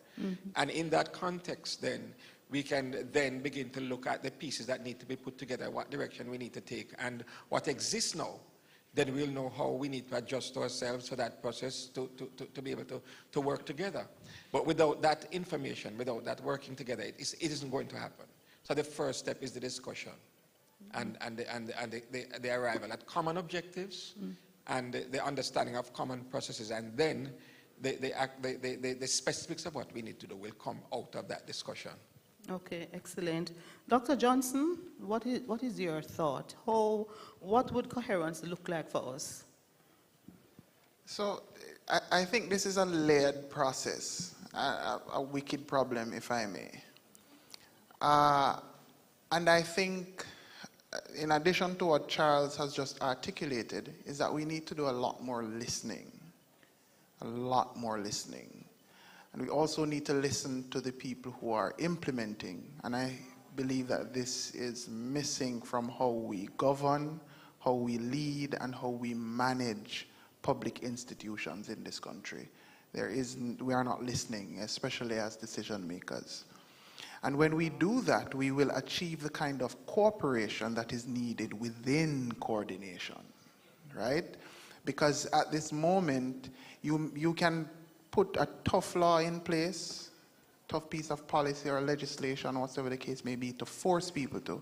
And we have learned time and time again that if a public servant does not want to act, they will not act. And we will not get the result that we seek. And so we need to, as recently as last week, I was speaking to an audience much larger than this of public servants. And one public servant got up and said, I was articulating to them what their role is in the whole game, in the whole structure of government and leading to outcomes of greater governance. And they said, no one, even in our own organization, has ever articulated to us that the work that we do is so important and so integral to the leading of outcomes that we seek overall. And if we listen more, and I think CSS is a unique case analysis of this, considering the fact that we're operating without any structure or any formal policy of how to ensure that this organization gives you the data that you need or that organization gives you the data that you need. We have been operating purely on building consensus and building relationships. And we have made strides and successes as a result of that. And the approach is to communicate to people that the work that you do fits squarely and importantly within this broader framework and broader outcome. And through listening, we have been able to understand exactly where problems are and then try to find the solutions to some of those problems. And then you will find that a lot of the solutions don't even require a lot of lifting. They just require more cooperation amongst people. At the end of the day, there is a psychology to everything. And we're dealing with human beings. Outside of the whole system and structure of government and the bureaucracy, we're dealing with people. And if we get that people part right, we will get the kind of cooperation that we need within coordination. Okay. So thank you so much, Dr. Johnson. So I want to pause here and allow you to be a part of the conversation.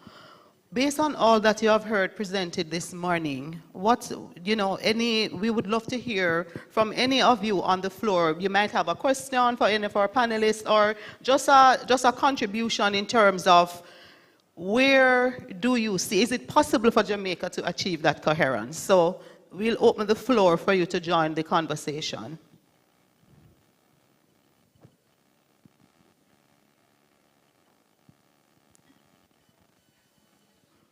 Okay. All right. So let me just come back then to Dr. Kroll and Aubrey. I think there is a question there. Jenny? Consensus in the room. Oh, he was just putting the mic there. Okay. We mentioned earlier the whole issue of monitoring and evaluation, but what else can we do to really assess the progress that we are making? So we are at a point now where we have multiple coordinated entities. How can we somehow find a way to assess where we're at in order to really inform what needs to happen for us to move to the next level? Okay, so just before I get to that point, I wanted to just answer the first question, the question you asked Dr. Johnson about how do we achieve that coherence. And I think I may be the radicalist on this panel, right? Because the things I may say, it may be a little radical. Let us not be fooled. This process is not simple. Consensus and cooperation is not enough. Because we have a system where we have extremely good public servants who are working within these entities. And these public servants are met with poor systems, met with poor design, poor ministry design, poor entity design because of the policies. So no matter how hard we try with consensus and trust building and cooperation, there's a ceiling within which all these motivated public servants will have to always face. What needs to happen is a radical shift. This radical shift is looking at how the government is currently structured, looking at how government currently delivers the programs, implement policies, etc. How these ministries were designed? They were designed, obviously, because of the specific need. The Ministry of National Security implement based on security. But because public problems are becoming so difficult and becoming more complex to solve, we have to collaborate. So we have to now look at the structures that were created millions of years ago in government and now see how best we can shift these structures to meet the modern needs of solving complex problems. One of those that we can talk about is, Dr. Johnson spoke about the data system. We do not have a shared data system across government. We do not have a shared monitoring and evaluation system across government. So even if we have the cooperation and the consensus among these entities, we're going to have the problem. So we'll continue to solve. We'll solve one half of the problem, and then the next half that needs to be fixed. So it will continue to happen. So the source of the issue is we have to look at the design of these ministries, look at the design of how these ministries have been delivered. And to your second point, we have many coordinating entities. We have to now look at how these entities can be merged. We have to look at how these entities can create perhaps an authority or this entity that designed the standards that needs to be, the ecosystem needs to adhere to. So if a private sector entity seeks to do an initiative in Denham Town, it has to get approval from this particular entity that says Denham Town needs a school, but you want to do a parenting workshop? No, spend the money on the school. So that type of system that we have to start looking at how these current coordinating entities can actually come together, merge, repurpose staff, because they're already doing the work so that things can be more effective. Thank you. Oh, okay, so we have two questions on the floor. Pastor Carl. Thank you so much. I got up late because I really wanted to encourage the panel that we have learned so much since morning. My name is Carl Scharschmidt, Street Pastors, Jamaica. Thank you so much. And we've learned so much about just having a coordinating unit and a separate evaluating unit that we learned from Dr. Scroll earlier on. Just so important, just to be able to measure and feedback and so on. We heard about distributive leadership, building trust, building relationships and so on. That's something else that we learned. To just listen some things that we learned. I might add that from Street Pastors Jamaica, you see, when I went to the umbrella group of churches and they were talking about the schools, what we need to do in schools, and I called up some organizations, called up Jamaica Youth for Christ, who does devotion in schools, called up ISCF, who does intervention with high schools, called up Child Evangelism Fellowship, who does interventions with primary schools, and in Street Pastors Jamaica, also does school devotions and so on. We're trying to bring on school pastors, call it the Bible Society of the West Indies. And I learned so much today of how we can be working together to cover our school children and so on. So thank you very much for sharing that. These are something that are really are taken on board. Building trust, with experience and relying on our existing network, because there's so many of that happening already. And then, the lady here in front, I'm sorry I didn't get her name, asked about being organic. And the response was that, it would happen as we move entities towards the center and so on and so forth. So I'm really looking forward to all of those things coming together as we move towards best practices and excellence. Thank you. Thank you very much. Thank you so much, Pastor Carl. So again, it's stressing on the collaboration and really drilling down to the networks and how we really get that kind of the structures to really interplay with each other. You can go ahead, Ms. McIntosh. Hello, okay. So I wanted to go back, take this conversation further back and ask Professor Kroll or Aubrey or any one of you on there about the intersect, as I'm stimulated by the conversations of the public service, the intersect of coordination, coherence, the public servant, brilliant public servants that we have, and a system that we operate in, liberal democracy, and other types of democratic systems that, where is that monetary democracy, where is that intersect that would force or give a better platform for bringing all these things together? Are we at that point now where we need to question these frameworks and change course or, alter the course a bit? I don't know. I think that's such a very good question. Dr. Kroll? Yeah, I mean, it is a good question. I feel like with collaboration, we're a little bit, in a situation where, we're building a plane as we're flying it. So it's kind of improvement happens. As we go. It happens. Might crash. It happens along the way. And, and there's a lot of randomness in how collaborations operate too. And that's normal. That's not a local issue. That is just how collaborations work, right? Especially if they grow somewhat naturally. A lot of it is relying on previous relationships, and it's, you know, some of it grows organically, some of it is more forced, as we have discussed. So I think it's a little bit about finding kind of the right level of stability in terms of not throwing out everything, you know, and trying to improve as we move forward over time.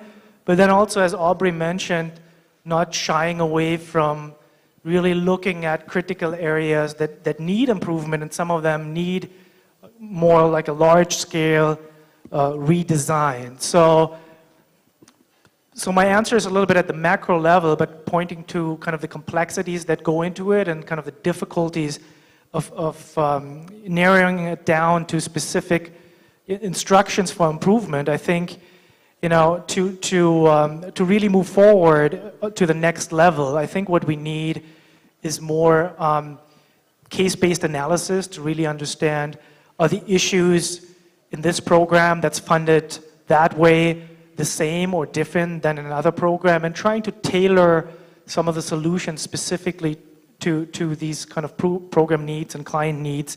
So it's difficult to generalize without being too broad on the issue. But I think you know, having a conversation like we do today is a good step in terms of raising some self-awareness about what are the issues, what could be done, what's within, you know, the realm that can be done. And I think a lot of good solutions would probably come out of this room. I think a lot of people doing implementation of programs, they know already what would be good ideas. And a part of that, I think what we want to do here is kind of stimulate that discussion and, you know, trying to collect good ideas and trying to put them together to something that's more like a cumulative agenda for the next couple of years. Go ahead, yes. Go ahead, Charles. Well, if I might comment on that as well. To a certain extent, we have a building, we have an existing framework, which is disconnected because many of us don't know what the building is and how the parts fit together. And I say this in reference to the Vision 2030 Jamaica National Development Plan. That plan was developed as an overarching development plan for the entire country, under which every existing plan should find a space. That then becomes the architectural framework under which everything that we're doing in Jamaica should fit. Within that framework, we have a plan for security and safety under which this discussion falls today. In that plan for safety and security, we have something called Plan Secure, which is a broad-based plan that is supposed to look at all the elements that involve security in our country, whether international, external or internal threats, or anything that affects our safety. And within that framework, we have a plan which is to address crime, which is the Citizen Security Plan. And under that framework, we have a number of different moving parts that are designed to make that work. The whole thing is for every entity to see that the particular role that it is playing, how does it support any part within this framework? Whether it's health, whether it's education, whether it's crime, every entity has a particular role to play within that. And so what needs to be articulated is, what do these different elements under the plan look like? And what does it mean for me in my agency in terms of how I can participate? That framework exists, but what needs to happen is that it needs to be articulated in such a way that we understand it and we understand how our roles fit. There is a lot of refinement that needs to be done, but that can only come when we begin to understand each other a little better. What is my role? Why was my organization established? What is the goal of national security? What are we trying to do? What are the impediments to security? So how does my activity help to remove that impediment or advance the cause? These are the questions that need to be answered within that broad framework. But we have to, we as the architects and the persons involved must articulate that well to you.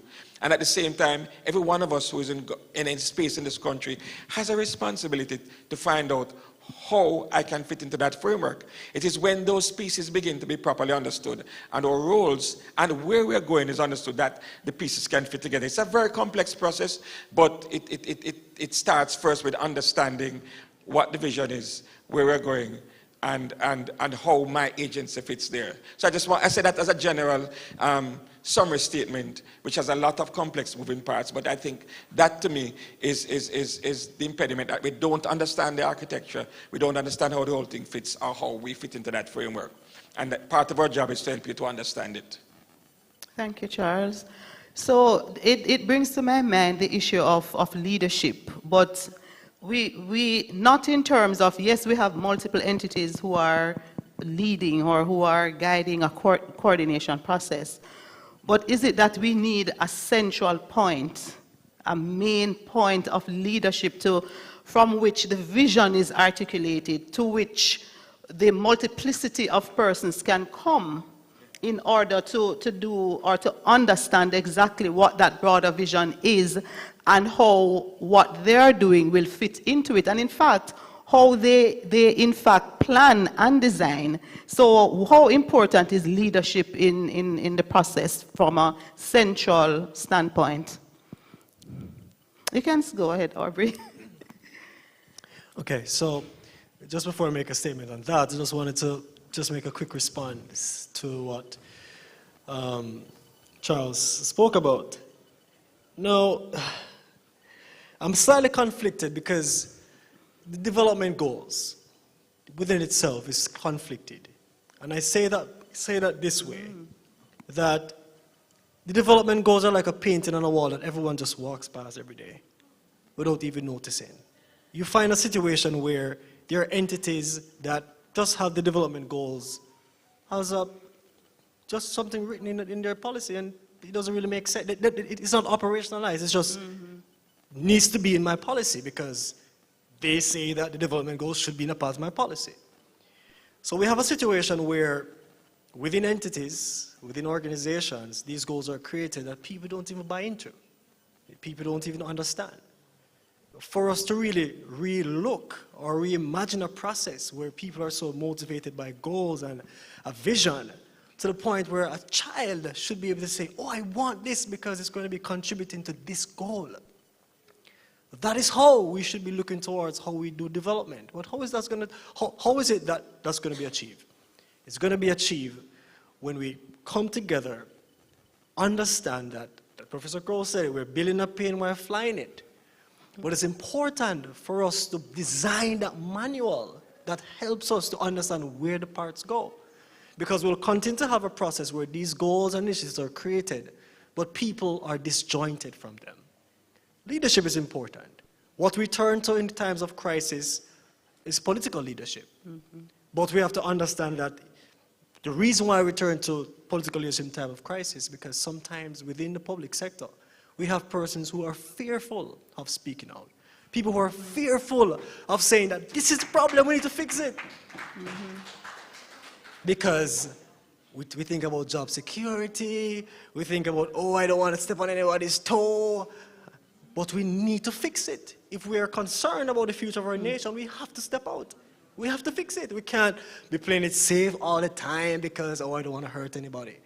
So those are the things, those are the real issues that we should be looking at. I'm not going to make it fly over our heads because that's what we should be looking at.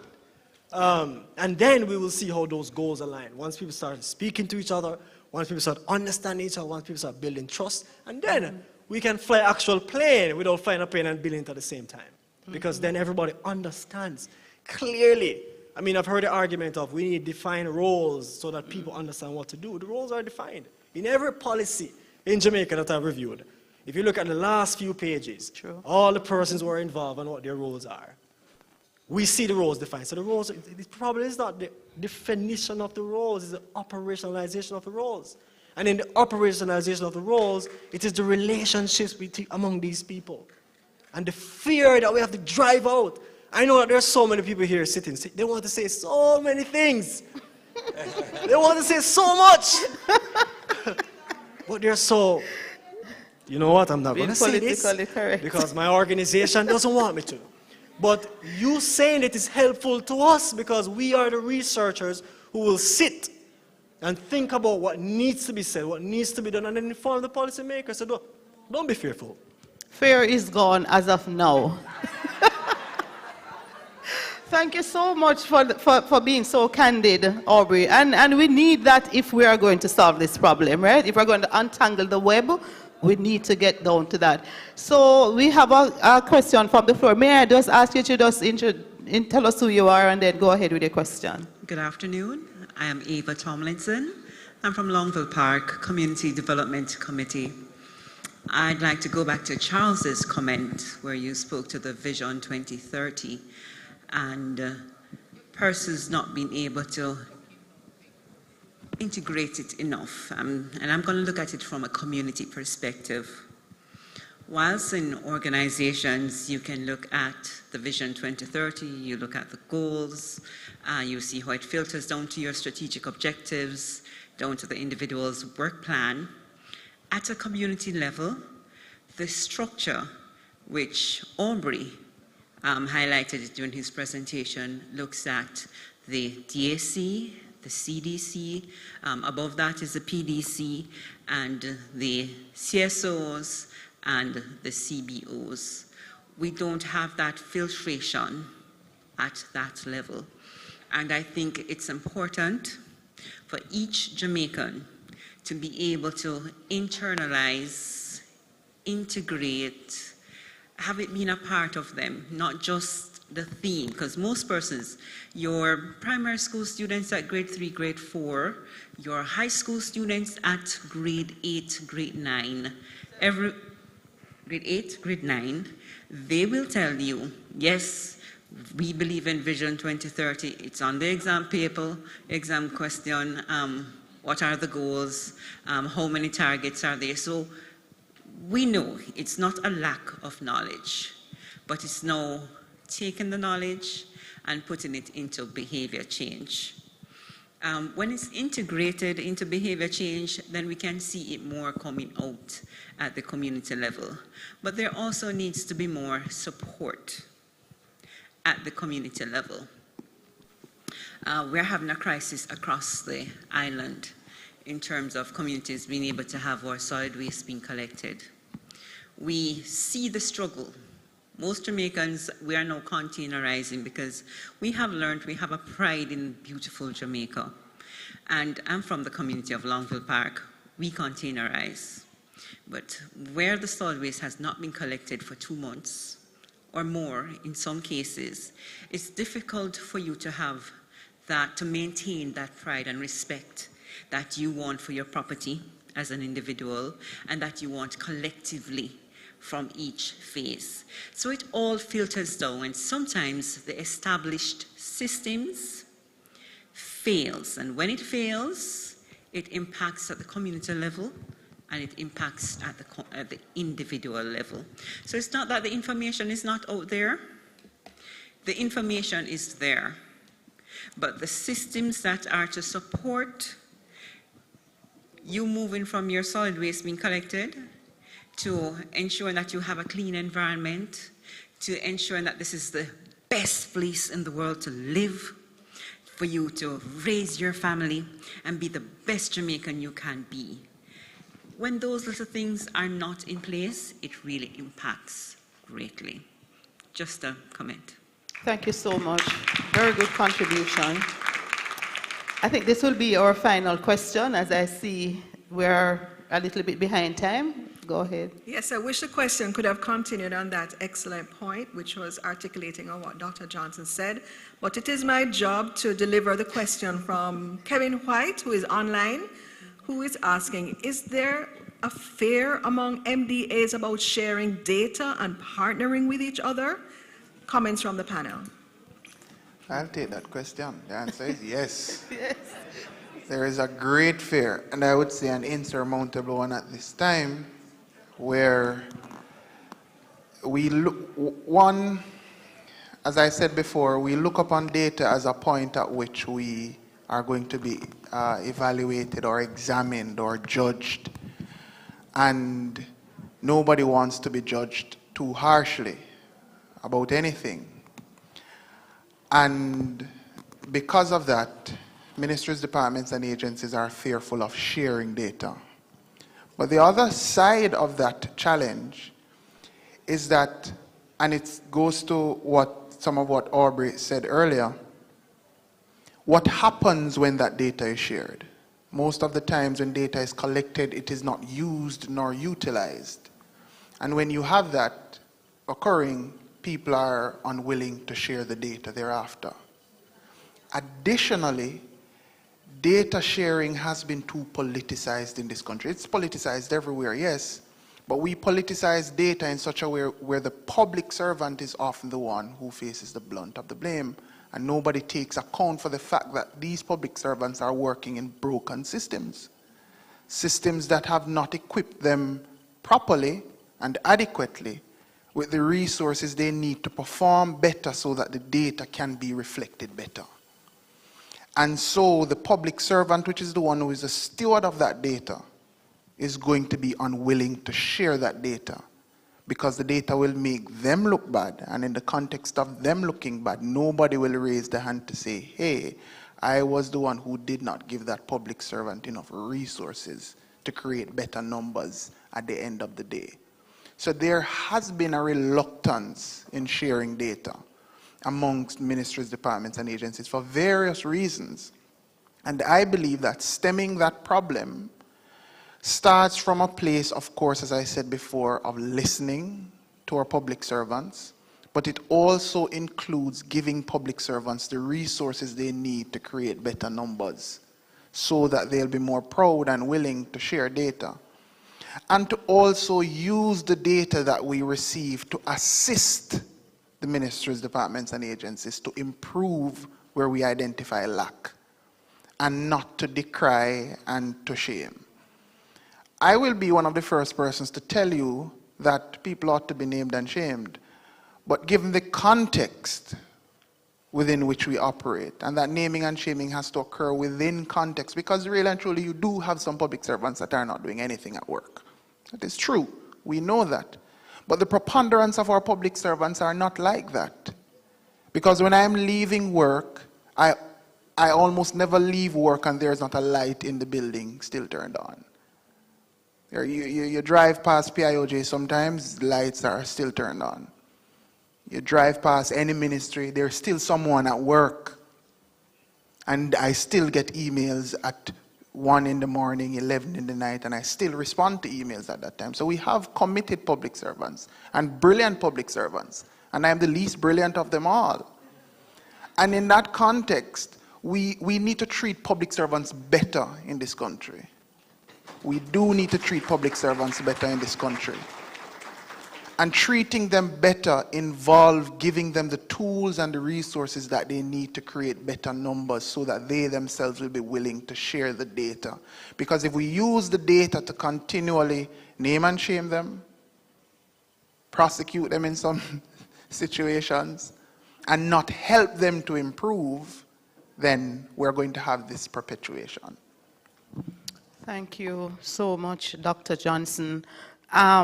So I think at the end of it, we are recognizing that the truth is coherence to achieve towards coordination is a complex issue. It's something that will require for us to relook. Aubrey spoke about a radical shift in the way that we do things. We heard about the need for better data management, the importance of listening, the importance of ensuring that everybody buys into the shared vision, and ensuring that we need a structure that is robust enough for everyone to understand their role, but not just understand in terms of my organization has this role, but how does it filter down into the work that I have to do, the individual level in terms of the work that we have to do. And so I really want to thank our esteemed panelists for all the expertise, the insight. I want to thank those of you who also posed questions.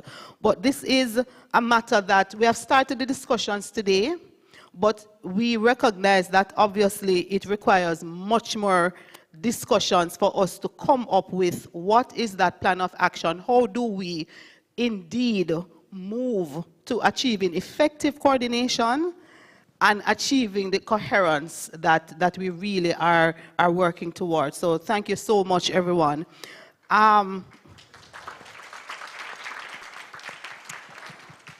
At this point, as we are winding down, I'm just going to ask you to just bring your attention to your folders. There is an evaluation sheet, which we really would love to get your feedback. So we're going to use this opportunity and ask you to complete that, after which we will re-invite my co-host, who will give us a full summary of our day. And after that, we'll go straight into lunch. We will also be getting another nice interlude from Mr. Easton Cornwall. So thank you all so much.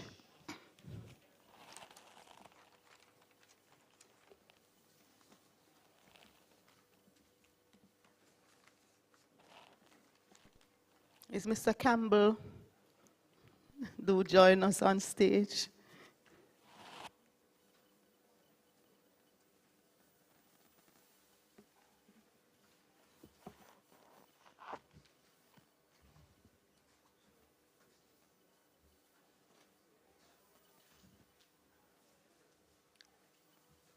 Hello again. I'll be performing Somewhere Over the Rainbow.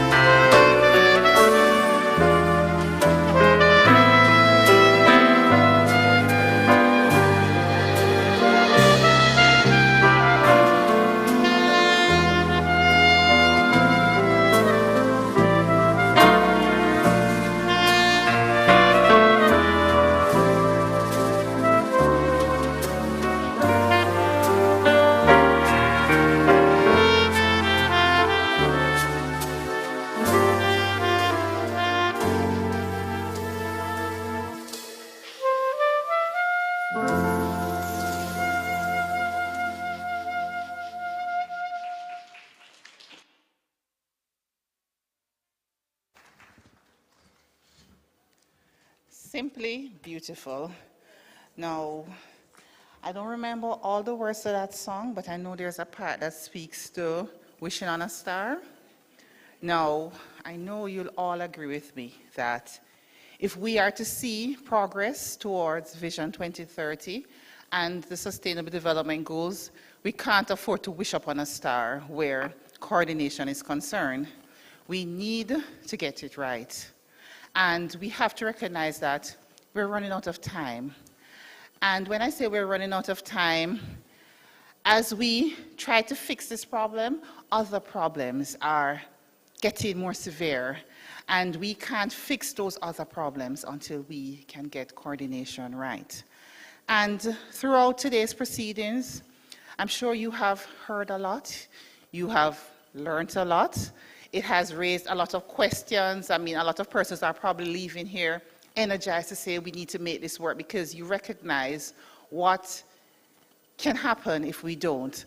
We started with a wonderful presentation from Mr. Stewart, and when you saw that web, I mean, we know that we do need to make this work because we hear so many times our partners, especially from our NGO community, who speak about the many things that are happening at the community level and how do we work together. But when you saw that graphical representation, that web that just looked all over the place, that is huge starburst, and you're thinking, oh my goodness, how do we make this work? And if we are working like that, then that may be why we're not having the impact that we want to have, that we need to have. That's why we're not seeing the improvements that we need to in some critical areas of our society. Because even though we have seen some improvements as it relates to us attaining the goals of Vision 2030, there are still some areas where we are not doing as well. And that is why we need to really take a serious look at this whole issue of coordination. Then we moved into the presentation from Dr. Kroll, which says, what do we need to do to get it right? And he spoke about the 3 C's, the cooperation, collaboration, and coordination. And we need to look at it. We tend to collaborate easily because it suits our needs, but when you get into cooperation and even more coordination, that is where sometimes it becomes unnatural. And so how do we make this a natural part of us going forward? What kind of systems need to be in place? That formal system that's going to drive that whole issue of coordination. Because resources are getting limited. Resources are running out. A lot of our international development partners are looking at us and saying, but Jamaica is a middle-income country. And when you look around, I mean, you look at the quality of infrastructure, the cars and all of that, Jamaica shouldn't need that much help anymore. Let us spend the money in other countries that are struggling. But then we still do need the help. And we have to ensure that we use the help that we currently can get and use it wisely. Use it to see the improvements that we need to see so that we don't have to continue to go back to our international development partners requiring assistance for the same set of problems. Additionally, the panel discussion that we had brought out a lot more issues. We saw the whole issue of the role of monitoring and evaluation. And it's interesting because Charmaine and I would have participated recently in a training that was put on by Carnival from Mexico.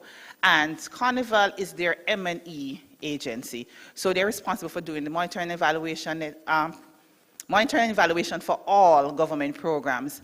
And every program, before it gets approval, it has to have an M&E system in place, and they evaluate whether or not the project is having impact. It was so interesting because they even said that if a new government comes in, the first thing that they do is they submit a sheet to the government with all the projects that are being implemented and which ones are working and which ones aren't.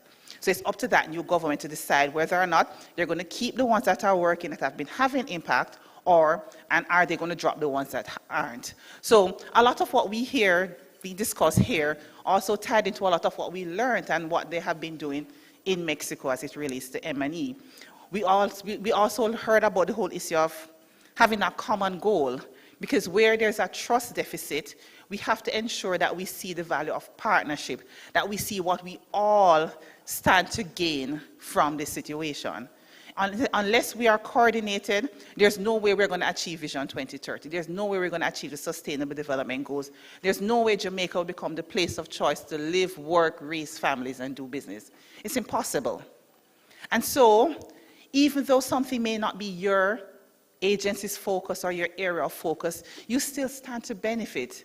Because if we solve crime, then the area is open for economic development. We solve economic development, we can have better social services. So everything is so linked and so interlinked, and that is what we need each other to see, that everything is linked, that we don't need to work in silos because one area impacts the other.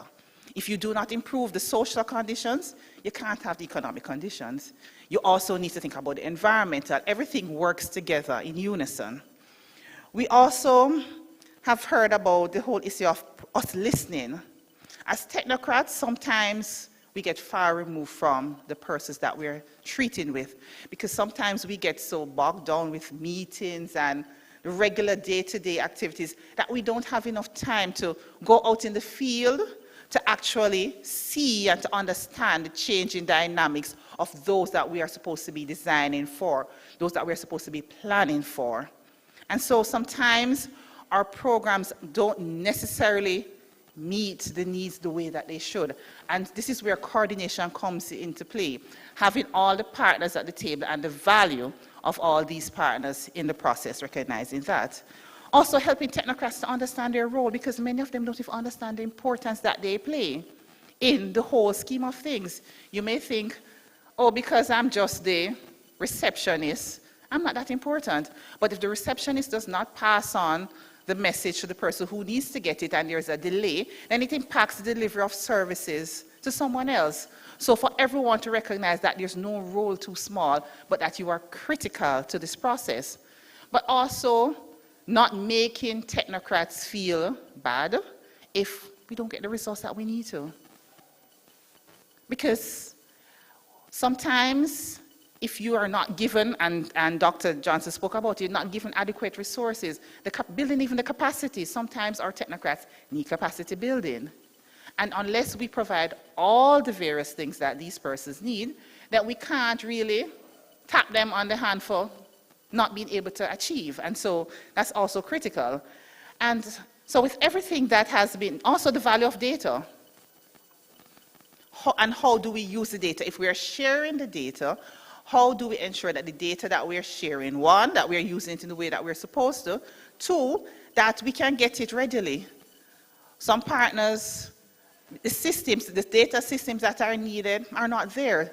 We have partners who are still taking information on paper, who something as simple as having access to computers to have a proper database is not something that they have. So how do we build the capacity of all the government agencies so that the data can be collected in a timely fashion and made available for decision making, for policy making? Because if we speak about evidence-based policy making, we need the data as evidence.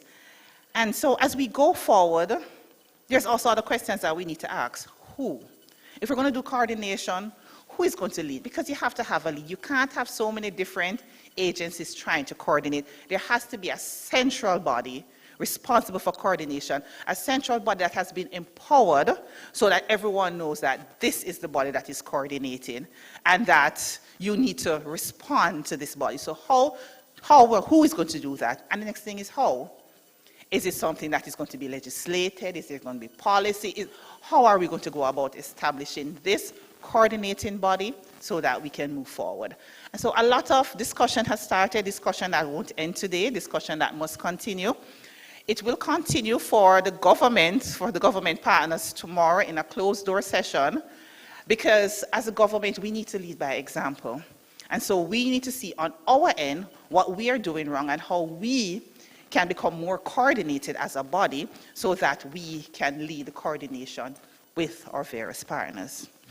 So at this time, as we wrap up, I would like to say thank you, but then there's someone who can better say thank you, and that would be Mrs. Keisha Ann Slate, the Senior Communications Officer from the Jamaica Social Investment Fund.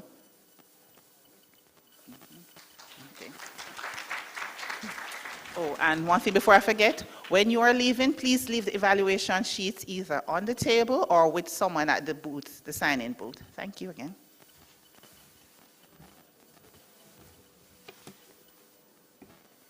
Thank you for that last word of remembering to do that. Good afternoon, everyone. I have been given the task to say thank you. A very easy task, some might say, but I have so many people to thank. So it's not so easy. So many people had a hand in this and had a hand in making this successful today. Once again, I've been given the task because I was here last time, even though we weren't face to face, giving thanks for the proceedings of the day. It is with a very reflective mind that I today come before you to say thanks once again. As many times in giving thanks, it is good to look back on where you have come from. And we as best practices, we're looking back and saying thank you all for being here today. With that in mind, I am thankful for this symposium that has grown so much over the years and has endured COVID-19 and evolved into a hybrid of both face-to-face and virtual interaction. Thanks to all of you who joined us here at the Pegasus and those who joined us virtually. Thanks to all the presenters. Special thanks to Dr. Alexander Kroll, our headline presenter, for all his insights and nuggets of truth that I am sure we will all learn from. To the moderators who guided us ably throughout the day, keeping the discussion succinct and interactive, we thank you also. Thank you all for heads of departments, agencies, and the Ministry of National Security for sending greetings to us and wishing us well on the day, and for being partners here today. Thanks for your well wishes and for giving us your blessings and for all the partnership that has come from the relationship that we're forging. Thanks to the team behind the planning of the symposium. I like to call us the Best Practices Secretariat.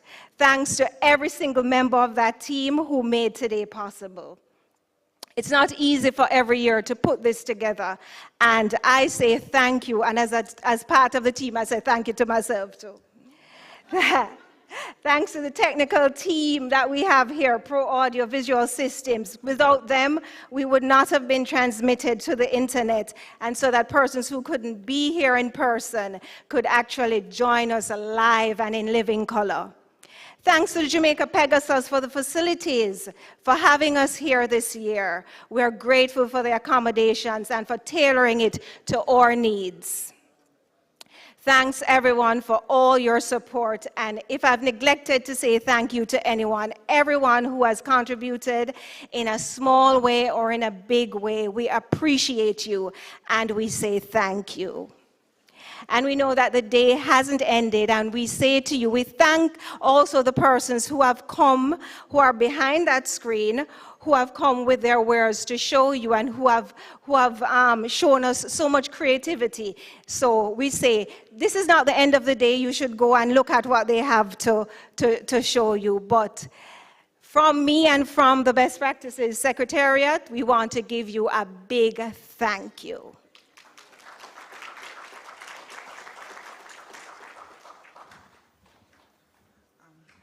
After a beautiful thank you like that, I was not hoping to return, but I just wanted to say quickly that lunch will be served in this room, so you can stay seated at your tables and you will be served.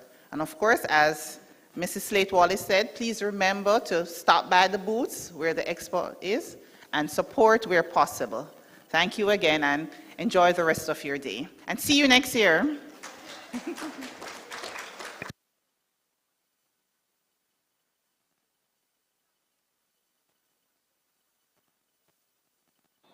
On behalf of the Social Development Commission, it is a great pleasure that we are once again partnering with the PIOJ and other partners in national development for the 6th consecutive year of the PIOJ's Best Practice Symposium under the theme Towards Community Renewal, Coherence in Coordination. Our work at the SDC requires coordinated and sustained partnerships. Therefore, this year's theme is most fitting. It is through coherence in coordination that the SDC strategically executes its 5 main programs that directly impact hundreds of communities and thousands of individuals on a daily basis. In addition to those that have benefited from capacity building and safety net programs coordinated by the Commission in conjunction with our numerous partners, the SDC is proud of the benefits gained by many grassroots community-based businesses. A number of these community businesses have also benefited directly from exposure gained having participated in previous staging of the Best Practice Symposium. The SDC applauds the efforts of the PIOJ and the Best Practice Symposium Planning Committee. We are confident that the participants will benefit from the shared experiences. The SDC remains committed to coherence in coordination, thereby building communities, building Jamaica.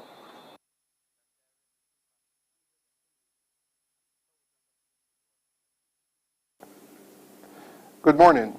I'm happy to once again be greeting you at the start of the Symposium of Best Practices in Social and Community Development. This year, we are grateful to be able to meet in person, and with the lessons taught by the COVID-19 pandemic, we can now blend both face-to-face and the virtual to make a wholesome communication experience. This Symposium of Best Practices is of great significance to the Jamaica Social Investment Fund, as it is an opportunity for us to examine our activities in community development and assess them as to their effectiveness.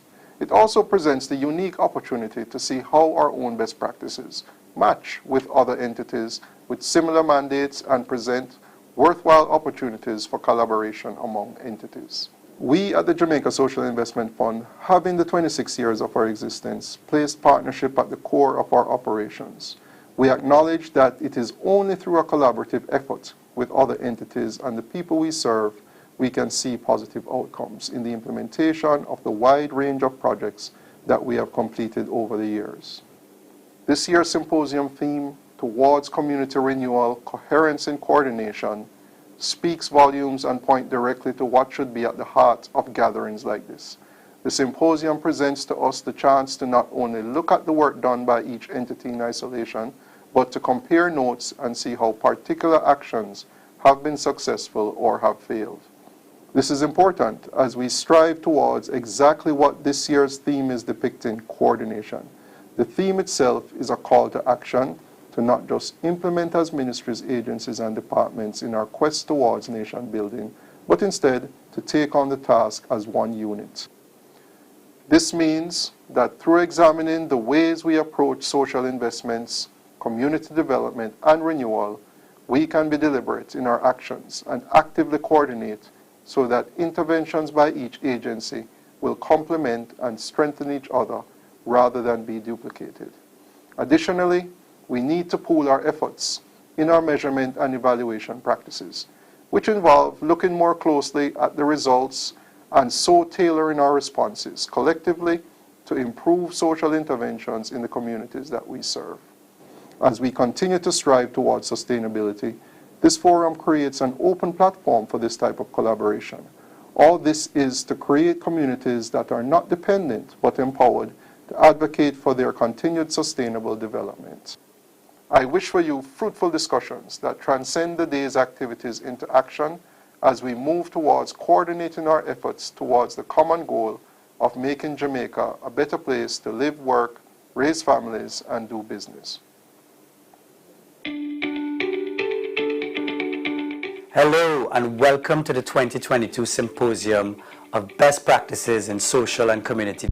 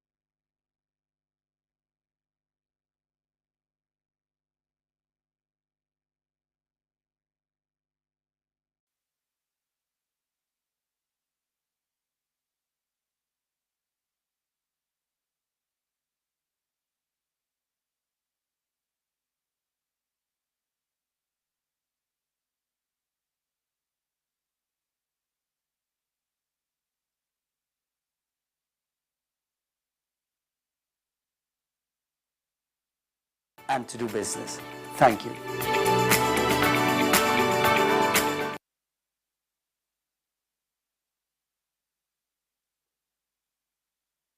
To bring remarks on behalf of the Ministry of National Security at this year's staging of the Planning Institute of Jamaica's Best Practice Symposium for Social and Community Development. The Ministry of National Security champions the Planning Institute's theme that calls for coherence in coordination, which is essential and intrinsic to social and community development. The theme also signals the prerequisites needed to effectively tackle crime and violence, which are embedded in the ministry's crime prevention strategies in the most vulnerable spaces. Social and community development remains central to what we do at the Ministry of National Security. Therefore, we fully support occasions like these that add value to our efforts in combating crime and violence as we aim to build a Jamaican society that is secure, cohesive, and just. Moreover, the need for increased coherence in coordination points to an improved response to Jamaica's crime problem as a national development challenge, which will be adequately addressed if we pool our collective energy and resources to reduce crime and criminality. The Ministry of National Security reiterates its commitment to the fight by creating opportunities for strengthened inclusion and coordination among various stakeholders. To this end, we remain resolute to reducing crime and violence, improving public order and public safety. Over the years, criminality has become increasingly complex due to internal and global influences. Therefore, effective crime prevention requires strategic coordination guided by opportunities like this symposium that allows for the exchange and sharing of data, knowledge, and experiences to determine what works best and how we can seek to create and sustain lasting success. I applaud the Planning Institute and look forward to what is anticipated to be a stimulating and engaging session. Thank you.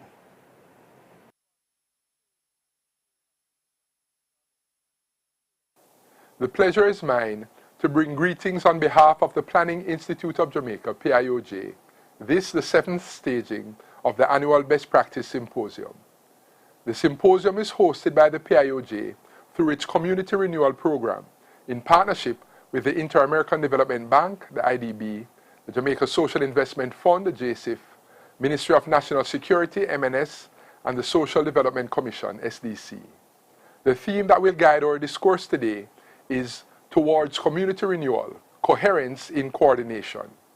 Each year, the symposium is used to highlight what are considered to be best practices in community development as we as a country seek to optimize the use of our limited resources to address the multiplicity of challenges that face us in our efforts to restore our volatile and vulnerable community spaces.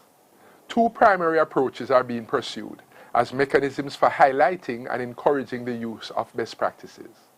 The first is exemplified in this annual symposium, where we call all stakeholders in community development to focus on social and community interventions and investments that have worked and how these can be replicated for maximum impact going forward.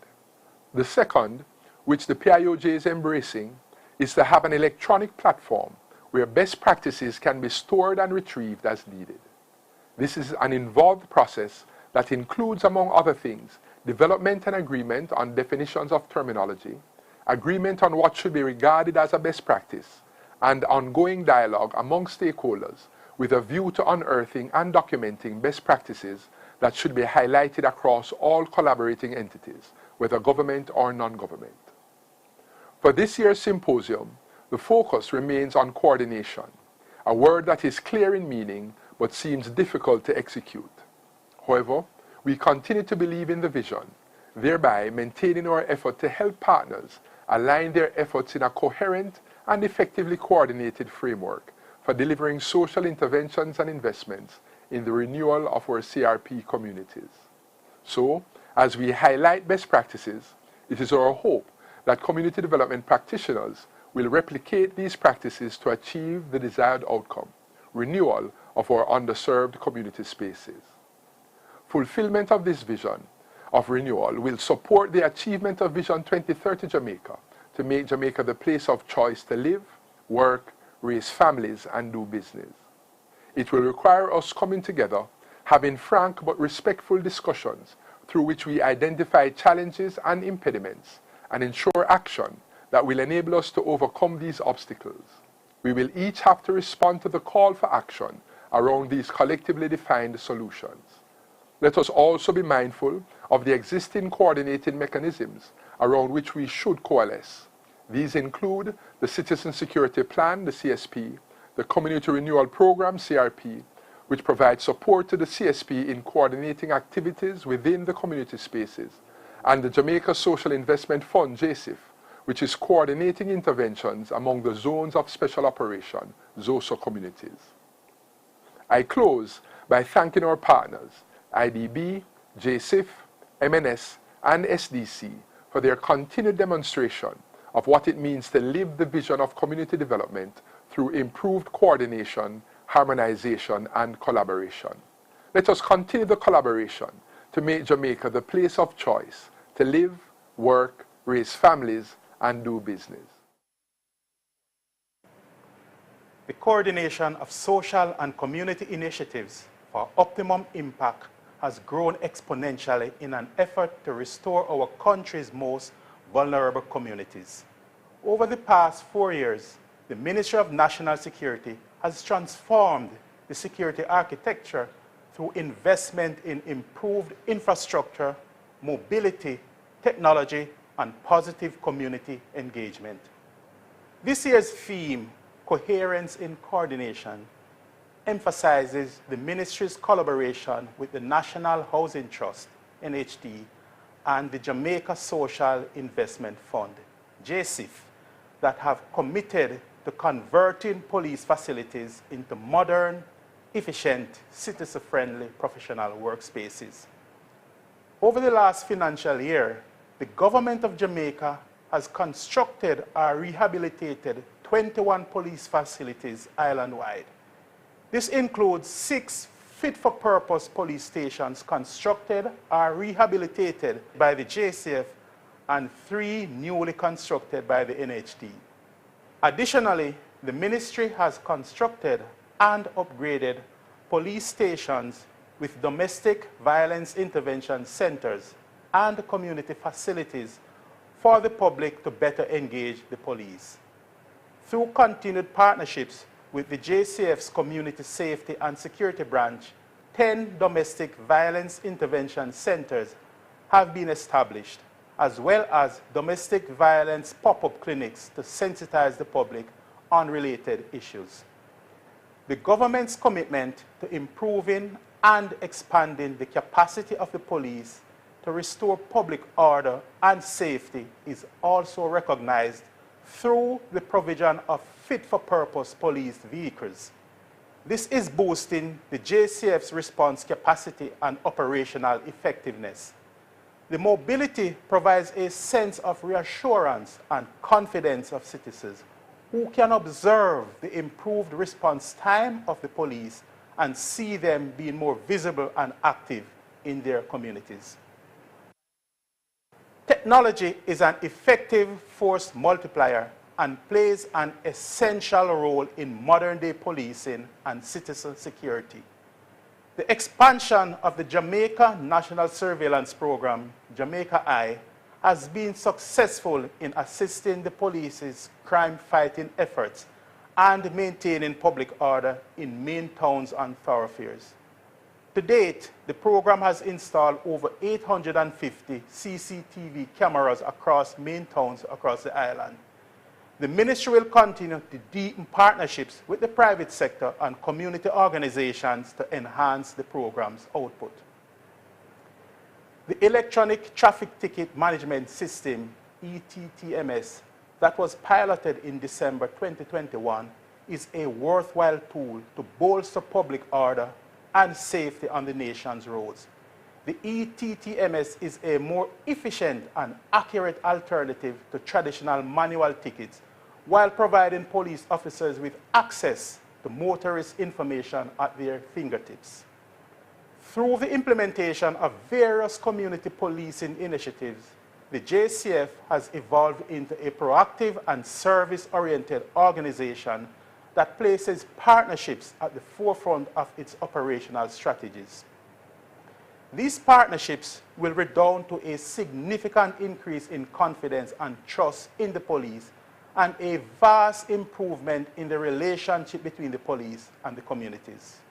Further, the Community Safety and Security Branch of the JCF has been instrumental in the development and sustainability of critical partnerships with schools, churches, neighborhood watch groups, citizens associations, and youth clubs. Similarly, the ministry provides programs involving skills training and character development geared towards at-risk youth. In fact, the Articulated Truck Driving Program has equipped young people in vulnerable communities with skills for the job market and steered them away from gangs and criminality. The Ministry of National Security, in partnership with the Ministries of Education and Youth, Health and Wellness, and the Labor and Social Security, has also executed social services fairs geared at providing the most sought-after government services directly to the most vulnerable areas. To date, the ministry has staged 5 fairs in 4 parishes. We will continue to coordinate and undertake social initiatives to achieve maximum impact in our communities and remain committed to providing the tools and skill sets needed to effectively tackle crime and violence in our most vulnerable communities.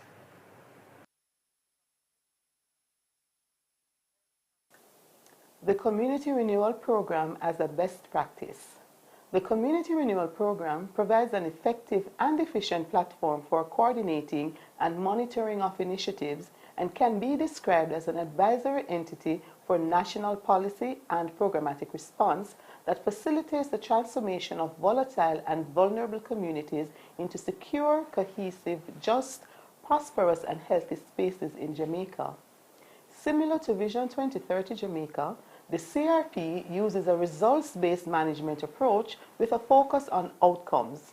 The theory of change for the CRP is a holistic framework that aims to strengthen legitimate and participatory governance, promote the development of children and youth, increase safety and justice, improve socio-economic development, enhance social transformation, and enable physical transformation using an evidence-driven platform.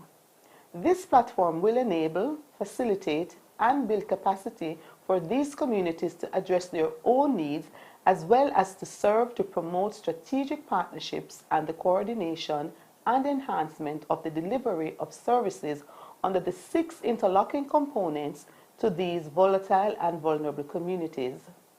More effective national and local coordination mechanisms are then expected to catalyze collective actions to bolster stronger governance and maximize the impact of existing programs aimed at reducing crime and violence and promoting community development or renewal. Ultimately, the actions under the CRP framework are expected to empower citizens to live full and satisfied lives in secure, cohesive, and just communities with healthy environments and in fulfillment of Vision 2030 Jamaica's national goals and outcomes. The CRP therefore provides 1. A coordination at the national level with respect to multi-sectoral, multi-stakeholder projects, especially the provision of coordination mechanism for community-level initiatives, as well as the provision of policy advice, information, and data. Secondly, monitoring and evaluation at the national and parish levels with respect to national policies and programs, especially the provision of M&E tools such as the Community Renewal Index, the Readiness Index, and a database that will allow partners to see all projects or programs being implemented, by whom, the cost, and the target areas for implementation. And lastly, research and dissemination of best practices and institutional strengthening. One of the programs designed, coordinated, and executed by the CRP, which demonstrated the application of key best practices, is the Interagency Youth Development Program, which was developed in collaboration with 8 key entities representing government, private sector, academia, and a community-based organization. This program sought to address 2 issues that the research identified as gaps to be addressed in the community development process. These were, 1, the low youth participation in the community development process, and secondly, the weak capacity of community development committees in the areas of project management and proposal writing. Prior to project implementation, a community assessment was conducted to determine the readiness of the communities for this intervention. This assessment included the use of the SDC's priority plan and community profiles. Implementation was done through partnership with the Social Development Commission and the CDC, which facilitated community engagement, Northern Caribbean University, and Heart NSTA Trust, which delivered training, the Project Management Global Institute, which provided mentorship support, the HOPE program, and the National Housing Trust, which provided internship. The PIOJ, through its Community Renewal Program arm, provided program monitoring and evaluation support, utilizing a variety of approaches, including assessments to track participants' performance, the use of work plans and reports, thus allowing partners to provide regular updates about project activities during the implementation period, performance evaluation by partnering entities, for which a standard evaluation tool was utilized across participating organizations, surveys, focus group discussions, and site visits. A project steering committee was established to guide the coordination and implementation process throughout. A major gain was the development of a qualification curriculum by NCTVET called Development of Community Projects for Implementation, thereby providing sustainability of this project, which is now embedded as a program offering within Heart NSTA Trust. This project culminated with the graduation of 11 youth, including CDC representatives from the communities of Trenchtown and Tivoli Gardens, being certified in the areas of project management, proposal writing, and business model canvassing. It is the CRP's strategic objectives to strengthen partnerships, improve coordination and harmonization, to mobilize resources, to design and support catalytic interventions and policies, to improve monitoring, evaluation, and reporting, and to increase research and analysis capabilities towards evidence-based community development and transformation that makes the Community Renewal Program a best practice in social and community development. The Social Development Commission leads the charge for community development in Jamaica. This is done through an integrated community development strategy.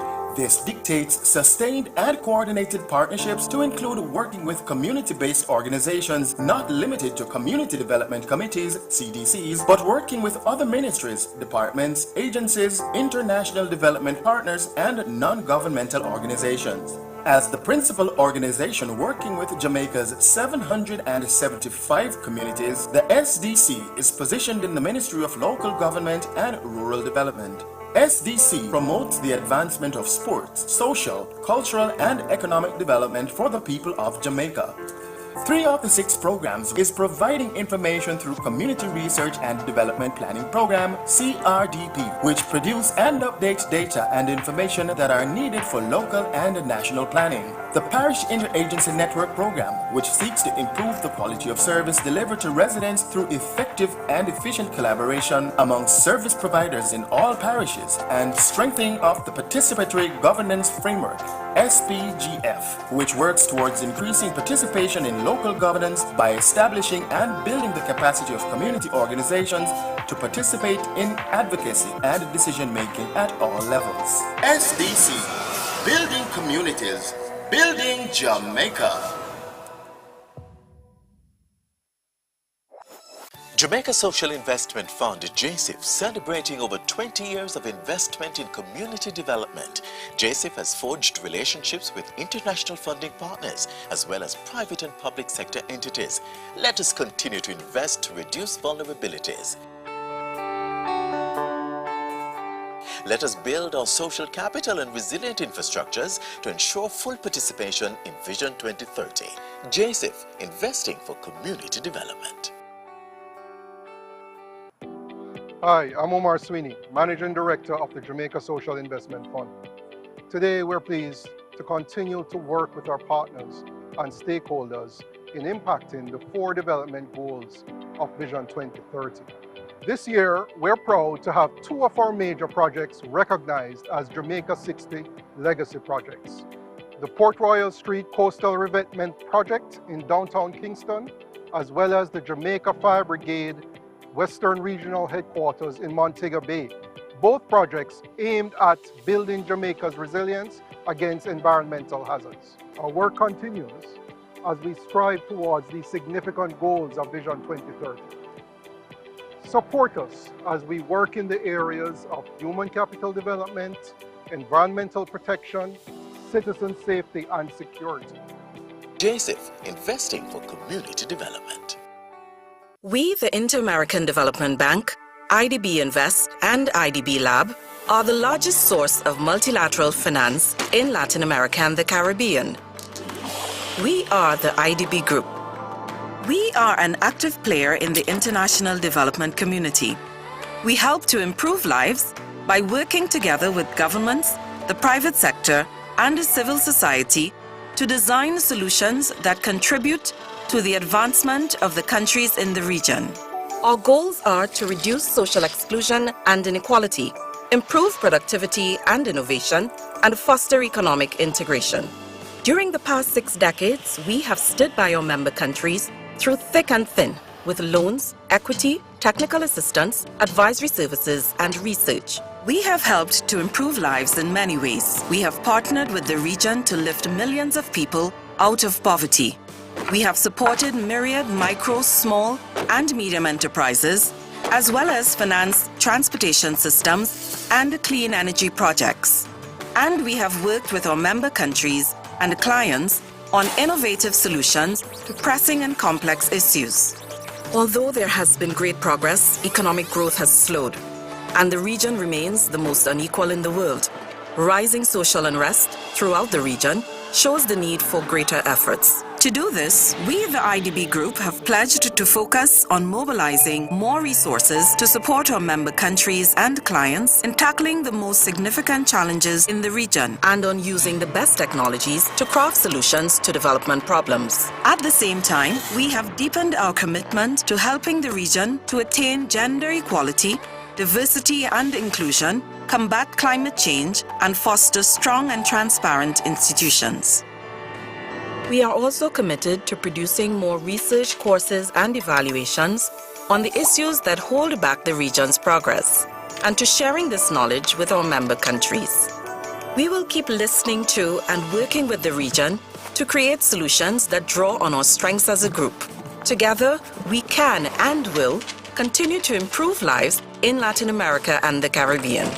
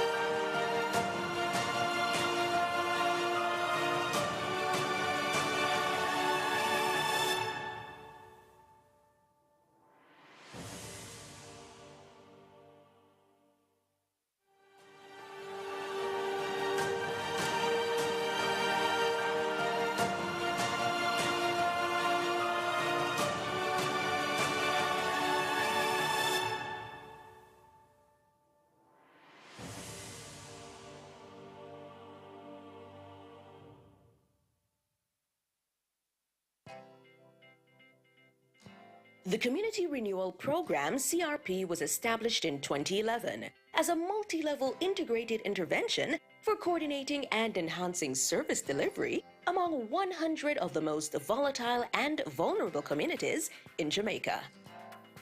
Its primary objective is to achieve sustainable positive change among the targeted communities by harnessing multiple interventions under 6 broad thematic areas. These are social transformation, socio-economic development, governance, youth development, physical transformation, and safety and justice. The selected communities are from the 5 parishes that have sustained the highest murder rates over the last 10 years. These are St. James, Clarendon, St. Catherine, Kingston, and St. Andrew. Objectives of the Community Renewal Program.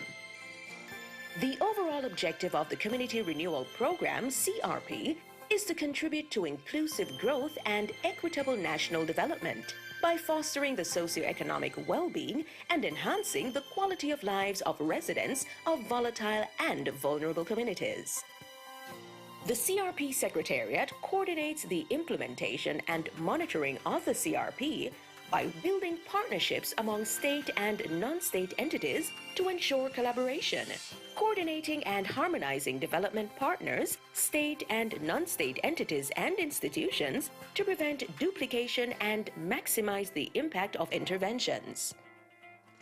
The Planning Institute of Jamaica, through the Community Renewal Program, continues to support the process of policy formulation and development through the coordination and implementation of policy activities under the economic sector. Notably, in 2016, a policy committee was established within the PIOJ to facilitate stakeholder discussions and to advocate for the development of a legislative framework for the social enterprise sector in Jamaica.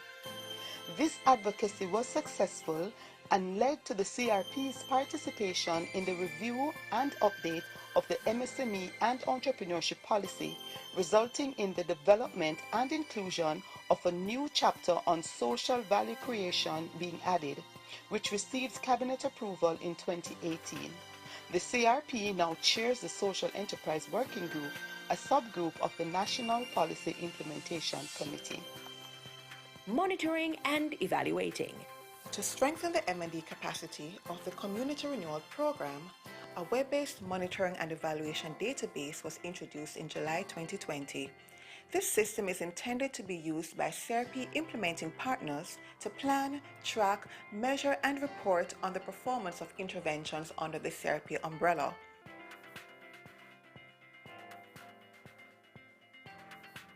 Coordination and collaboration among the agencies within each parish is facilitated by the Parish Interagency Networks established by the Social Development Commission, SDC, to facilitate coordination and collaboration among the agencies within each parish.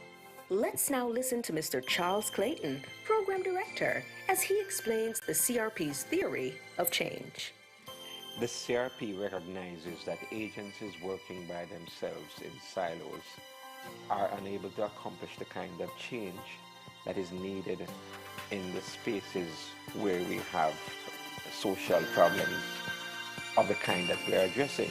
So if we expect communities to be able to be transformed into spaces where people can operate in a mainstream society, then we have to be more targeted in our approach. We have to target the issues that need to be addressed more intelligently, and we need to work together in an uncompeting kind of way.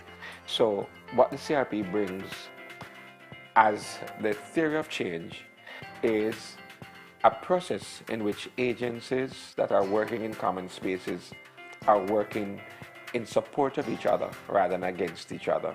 And they're targeting the issues that need to be addressed, having been informed by the data that is available. And there is a process that is defined with an end game in sight that says, this is where we want to be in this community, and this is the role that I will play versus the role that another agency will play. And at the end of the day, we're able to measure the change we have accomplished, having worked together for a common good in the particular sphere that my agency is responsible to work in. For more information on the CRP, visit the PIOJ's website or email us at info@pioj.gov.jm.